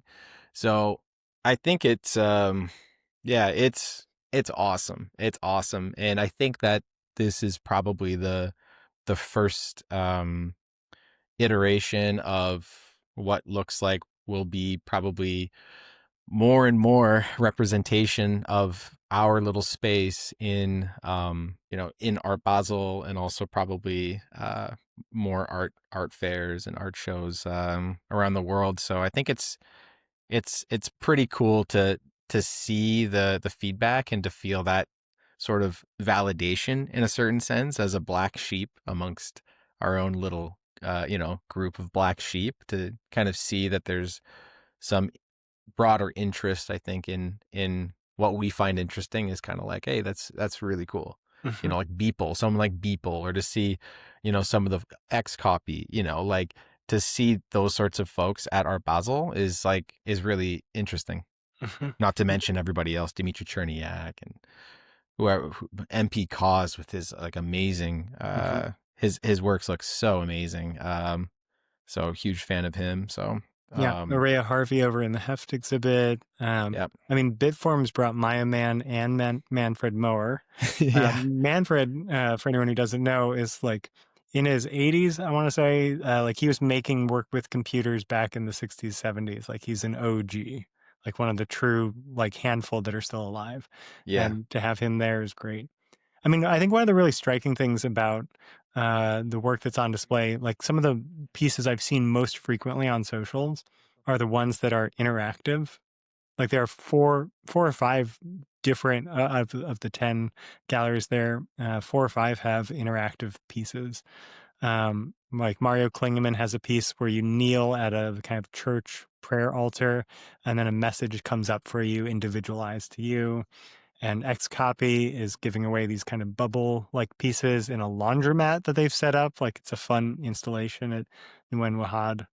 Um, I mean, I do actually think that's like one of the most striking things about what's there, is that a bunch of artists are giving away works for free, Yeah. experiences for free, or close to it. Like Jack Butcher has this, my favorite piece, I think, honestly. He put up a ticker on the wall that is the price of doing the exhibition. And it's like negative $74,000. That's all his expenses. Yeah. And you can come up and buy what is essentially a receipt. You can buy art, it says, for $1 for art.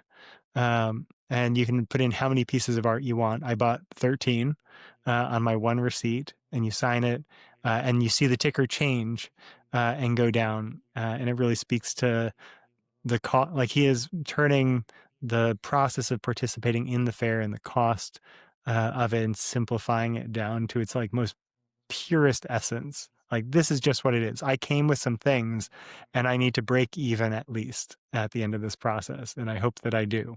Like the risk of participating in a fair is so high for any of these galleries. And I think one of the really, like the way I was onboarded into Web3, right, was through affordable art. Like it was things that were close to free, like minting on Tezos. Like I was paying a couple bucks to get this piece that was animated and alive. Like it wasn't just a JPEG, and it was verifiably on the blockchain mine, and that felt special and unique. But if it hadn't been only a couple bucks, I don't know that I would have slowly, gradually found my way into it as deeply as I have. And to see these artists at that level, the Jack Butcher thing for a few bucks, participating in this performance art piece of what it means to participate in a fair, the X copy laundromat, the people like the pieces of paper that it prints out of their asses, like has the image that they processed, and some of them are just the image, and some of them come with an NFT uh, that can be quite valuable. I mean, I think this is one of the big hits of the show. It's going to be a I wish I was there to pick one up. Uh, Yeah. and he's just giving that away for free. I think one of the one of the NFT version ones like sold on secondary in the last day or two for like $30,000, $40,000.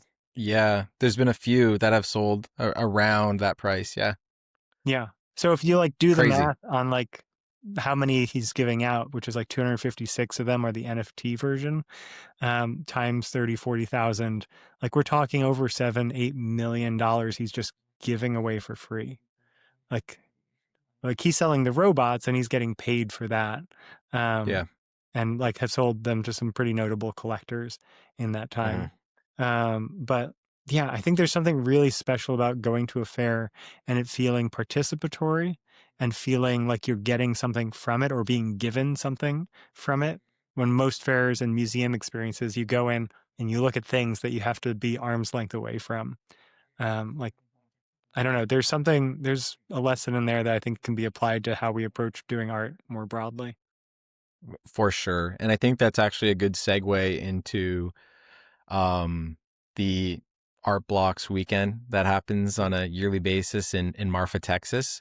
So because I feel like for those of us that have made the journey out to Marfa, it's it's a very it's kind of part of the ethos, I feel like, in a certain way where you're able to go there and connect with a bunch of people that are so passionate.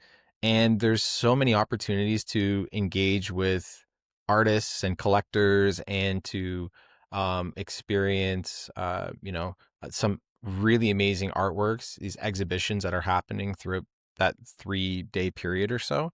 And to even get like, have access, yeah, just have access to so many different free experiences or certain experiences you pay if you're going to like buy artwork and things like that. But um and I feel like that's such a great part of our community right now, at least, is that so many people, they just want to share, what it is that they've been creating and engage with, collectors or community members, and to exchange ideas and explore, kind of, ideas in a way that is like very that's not very hierarchical, right? So to be able to just like hang out with Snowfro, or like, just like some, people that have had outsized impacts kind of in our space, who are like heroes, to a certain degree, and just to be able to hang out at a backyard barbecue and shoot the shit with them. And I think that that's such a a great thing that we have in our space right now. So, my actual question is, I'd like to hear your thoughts on the Marfa weekend that's been happening on an annual basis. I know that that's where we met a few years Mhm. back. And also your thoughts on the role that Art Blocks has had, I guess, in our space over the past few years. Yeah. I mean, Marfa is a magical city. It's a pain in the butt to get to, like fly to El Paso with a layover somewhere else. El Paso's the western tip of Texas, and then drive 3 hours from there. It's a lot. So the people who make this pilgrimage, like are truly committed to this community and what it's about. And Art Blocks just celebrated their 5th anniversary, which is a huge milestone. And they're evolving as a company as what they want to be. Like they don't want to be a gallery, and they don't want to be like the gallerist trying to convince you to buy this piece or that it's worth buying. And I think that really fits the ethos of what Eric is about as a person, what Snowfro is about. So I'm excited to see that evolution happen. It may not be what everybody in the space expected or wanted, but they're a tech company, and essentially, I mean, they're still only 5 years old. They're in startup mode. They're still figuring out what it means to be what they want to be as a company. And I really admire people willing to evolve and change like that. Since the first, this was my third Marfa, and I think since the first one that happened, like it's only gotten more and more polished each time. And the last 2 years in particular, there have been more side events with more uh, other art-related organizations. Some focused on digital art, but not generative code-based work in particular. And Yeah. that's actually been really exciting to see this other digital art week start to pop up in Marfa, which is known for being a really famous art town. Like it became that because Donald Judd, one of the major minimalist artists of the 1960s, bought like an army base and then turned a bunch of hangars into an installation. And then slowly all these galleries started coming to town. Like you can go many other times throughout the year and experience other types of art weeks there in Marfa. We just happen to have this digital one, tech-based art one that's there for our community. And I like seeing that growth. I like seeing it become more polished, and seeing more of a choose your own adventure. And this year they really folded those other ancillary brands and companies into the main menu of the event. So they were all in one place, which felt a little less exclusionary, which was exciting. I think one of the things that's really interesting to see change is that 4 or 5 years into this movement, we're starting, like, when I go to an event, like I know half the people there, which means I know hundreds of people, which means meeting new people actually becomes harder, because I'm trying to catch up with people I haven't seen in a long time. And I know other people are experiencing this too. And so I think it'll be really interesting and important for us as a space to figure out how to still be welcoming. Like we are a welcoming community, but when we're busy talking with other people, our people, um, that we already know and want to catch up with, it's sometimes hard to make space to meet someone new, and to have that chance encounter. And one of the things I love about the way Marfa is set up is that as you're moving between events or spaces, you find yourself walking with people you don't know. And like those chance encounters do open up that possibility. But I think it's something we still have to be like proactive about. Um, and like this year, it was the last night I could see like 20 people I still hadn't even caught up with that I wanted to see. But I saw an artist who I really admired, Rebecca Rose. And I was just like, I have never introduced myself to her. And that's just what I need to do right now. And walked over and we talked for an hour and a half about everything in under the sun. Like I I now have a friend to go visit next time I'm down near Disney World, which is just like a ridiculous thing. I love her work so much. So, yeah, people are accessible, and yeah, I have to remind myself these days as like the community has grown and as I've become more interconnected with more people, uh, to be welcoming, and inviting to newcomers who are there for the first time. And that can go for whether it's Marfa or that's going to an opening on the Lower East Side or wherever I am. So you attended this last year. Were you there for the release of that short film about Marfa, Texas and Eric Calderon Snowfro in particular? Oh, Dave's film? Dave's film, yeah, Dave Krugman and him and Redbeard, they put together this film, and it was I thought it was really good. I thought it was really well done. And I'll be interested to see any future films that they put out as well. Mm-hmm. But there was somebody that asked the crowd. There was a big crowd there. I don't know how many people were in that crowd. Maybe a couple hundred people. I Mm-hmm. don't know, maybe 200. They asked everyone to raise their hand if they have been to all 5 of the annual meetups in Marfa, Texas. There was like a third of the people that put up their hand. Mm. And then they asked how many people have been to more than one. I think that's what they asked, but not all 5. And then there was like another third. And then how many people was it their first time that they had attended? It was about a third. And I thought that was interesting because when you go to Marfa, at least for me, I see like a lot of the same folks, familiar faces. But every year I leave having made a bunch of new contacts as well. And I'm not like out there aggressively trying to network with people and stuff like that. Like when I see a friend of mine or a couple friends, like it's easy for 6 hours to basically go by, and we've just been hanging out together and going to different like events and things like that together. But mostly kind of just hanging out with each other.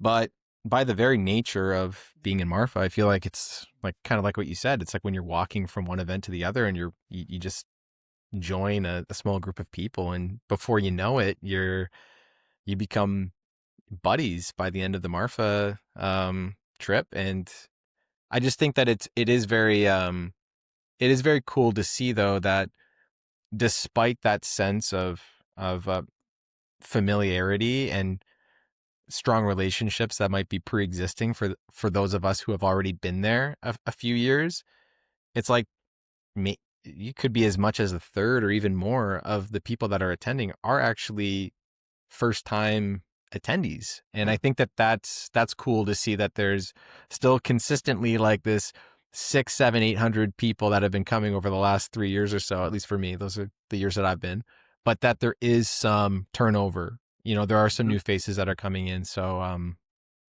just such a big fan of that that trip. It is like so well worth it for anyone who is passionate about, the digital art and blockchain art space, who hasn't had the chance to make it down. And for Yeah. any guests that I have on the podcast, I always got to ask about their opinions, especially if they've been. Mhm. So I wanted to ask your opinion briefly.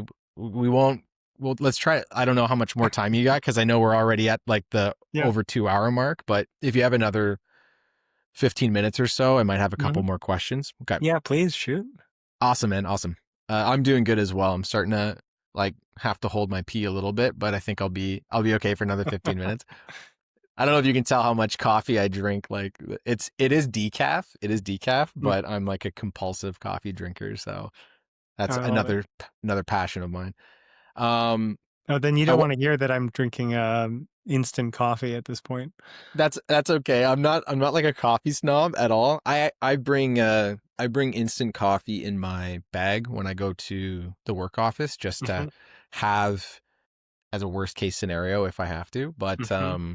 yeah, so no judgment. It's all good. Yeah. Um Speaking of coffee, there's the Sentinel is a great spot in Hmm. Marfa, Texas. I feel like that's such a great spot Yeah. to also meet people. Hmm. Just anecdotally, I actually I had the chance to meet Jack Butcher there, just like by happenstance, like going there to have a coffee and stuff like that. So that was a pretty cool thing, just to chit chat with him a little bit.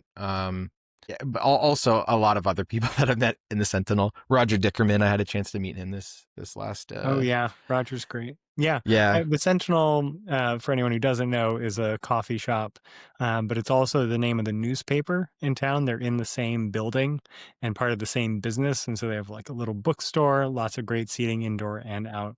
Yeah, it's my favorite place to go at like 8, 9 in the morning before the events have really kicked off, and just kind of hang around. And whoever you bump into is who you were supposed to bump into, which is great.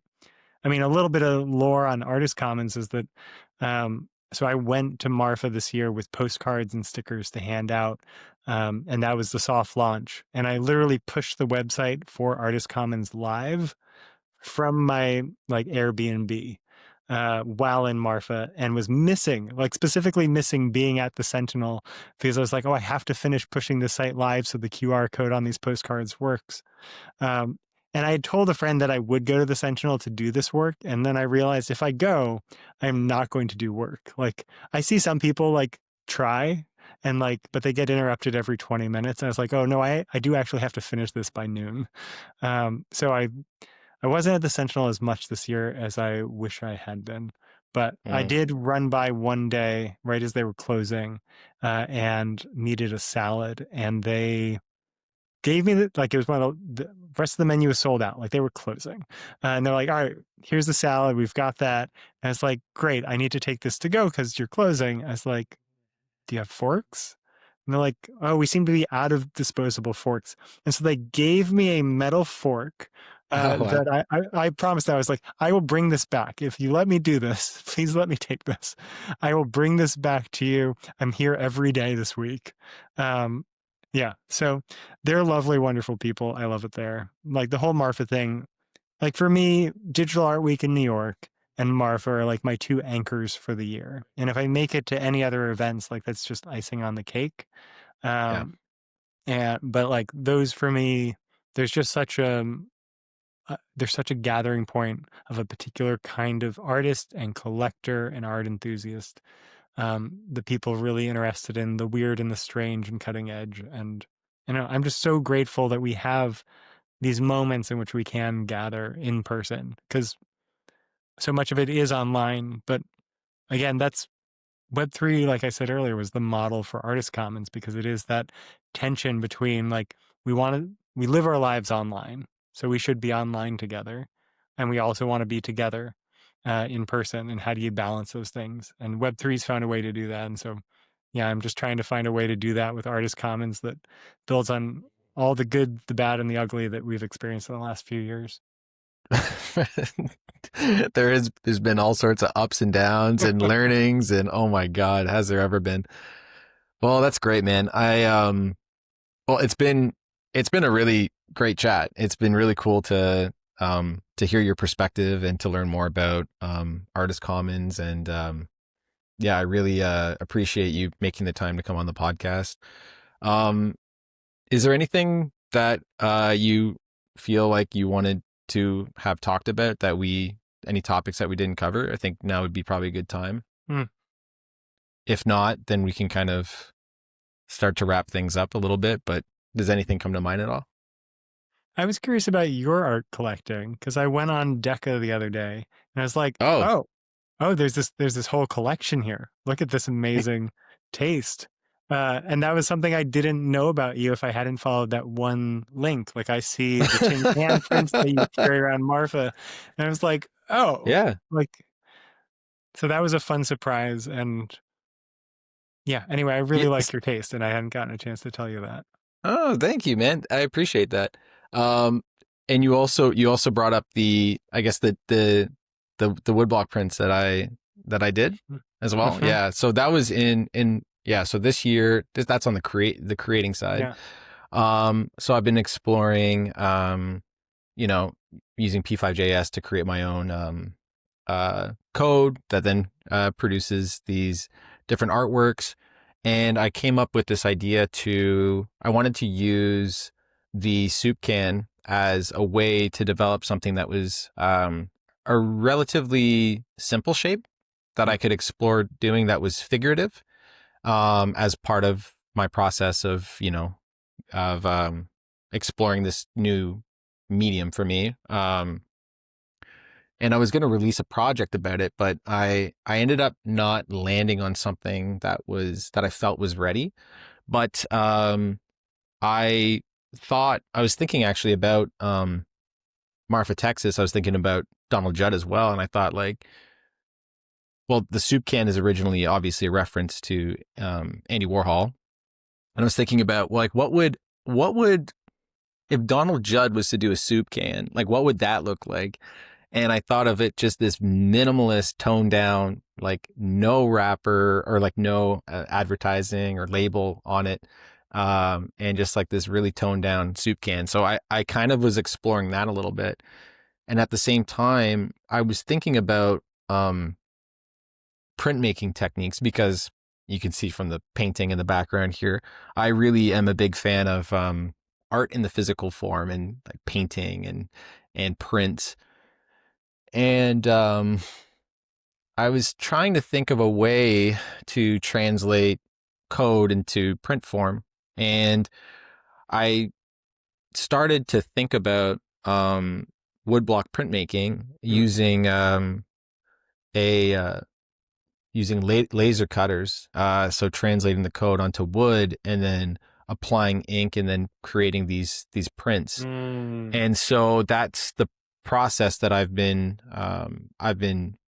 exploring now for basically this whole year. I think it was earlier in maybe February of this year that I had that realization of like, wow, yeah, I could do that. And I hadn't really seen much of that. I thought that's a really cool kind of use of, you're using this newer form of this, newer technology to basically create these these artworks, and then you're using kind of like the kind of one of the earliest prototypes of printmaking techniques to then create those physical outputs. So I liked that that tension between the two in a certain sense. And I'm finding that to be what I'm really gravitating towards right now, is kind of blending both of those together. So as of recently, I have this project that I've been working on. I shared some prints, some basically cheap photo prints of like an algorithm that I've been working on in Marfa, Texas, and I was just giving them away. And I also just giving those prints away. I call them minimalist cans. So there's some folks that I was able to give those away to. There's like the larger versions and then smaller versions.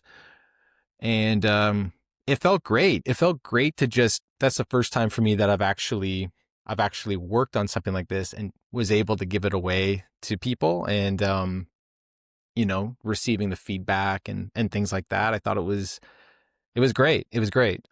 So that's me more on the creative side. I think 2026 will probably be the year for me that I'm going to release my first long form generative collection. So stay tuned for that. We'll see. That's exciting. Thanks, man. Thank you. I Yeah. appreciate that. And I love the connection between, like, I didn't know about the laser part of it, but like that glues the whole thing together, because right, screen printing and woodblock printing are ways of making a piece that is not a perfect copy. Like, it is inherently a type of one, because it is going to have these imperfections and alterations based on how the ink adhered and how the paper responded to it. And you're taking a generative system and like being able to apply that to the can. I don't know, it's really exciting to take something that is also making in the digital space these unique one of X and apply it to a physical process that is inherently one of one. I don't know, it's like feels, very married together, and it's great. You're so I wish I was as articulate as you were, but as you are. But yeah, that's exactly it. And for me, as someone who is still relatively early in my coding and generative art journey, that's been something that I've been trying to also focus in on, is kind of the idea of how do I create a system that also allows for these imperfections to be kind of like integrated as part of whatever the outputs are. And so that's something that I think is also kind of like, you get that as a result of the woodblock printing techniques, regardless. If you have an algorithm that has perfect circles and perfectly straight lines and things like that, you will still get the imperfections because of what you're talking about. But I think creating a algorithmic system that also introduces those small imperfections and that variability, I think that's an area that I really want to have as a core component of my technique and style as I'm kind of thinking about generating these systems, that kind of honors, in a certain sense, the ways in which in the physical realm you naturally have those imperfections happen. So I find that to be very interesting, talking about my collecting preferences. If you look at the artworks that I tend to collect, I think a lot of them do have those similarities as well, like a lot of works that resemble kind of like art that is like kind of very painterly, or it has this sense of textures and kind of like being worn, like some works from like Harvey Rainer, for example, where with Fontana you have like these imperfections and this worn feeling that makes it feel, it's very much so a Fontana. So I tend to gravitate towards that, and I think that what's exciting about this space is that there's even within long form generative art, you have a lot of different style and technique, and it's really cool. And it's like what speaks to one person Mhm. more might not be the thing that somebody else really gravitates toward, and that's cool. Like that's super cool. So I tend to gravitate a lot towards. I have some like favorite artists and things like that that I gravitate towards, but I think overall the vast majority of my collection is like um, long form on chain generative art, and a lot of that is looking at art blocks, artists, and works from them. But it's a as a collector, you're never I feel like you're never satisfied. Like it's a constant itch. I think like Mm. I'm really having to just like calm down. And I think as a community member and a participant in this space, like I think it's very much so totally okay to engage with art and not have to feel like you have to buy it as well. So I think that, like every person has to find their own balance. Um, but yeah, it's, when you take the time to learn about the different creatives in this space and the works that they're releasing to the world, it's like it's hard to not um, want to collect, and support these artists. Like some of these artists are just like incredible people, and so I feel very lucky to be able to have the collection that I do and to form relationships with some of these people in the space. And um, yeah, it's that's my own kind of personal collecting journey, Mm. and giving some insight into my creative process as well.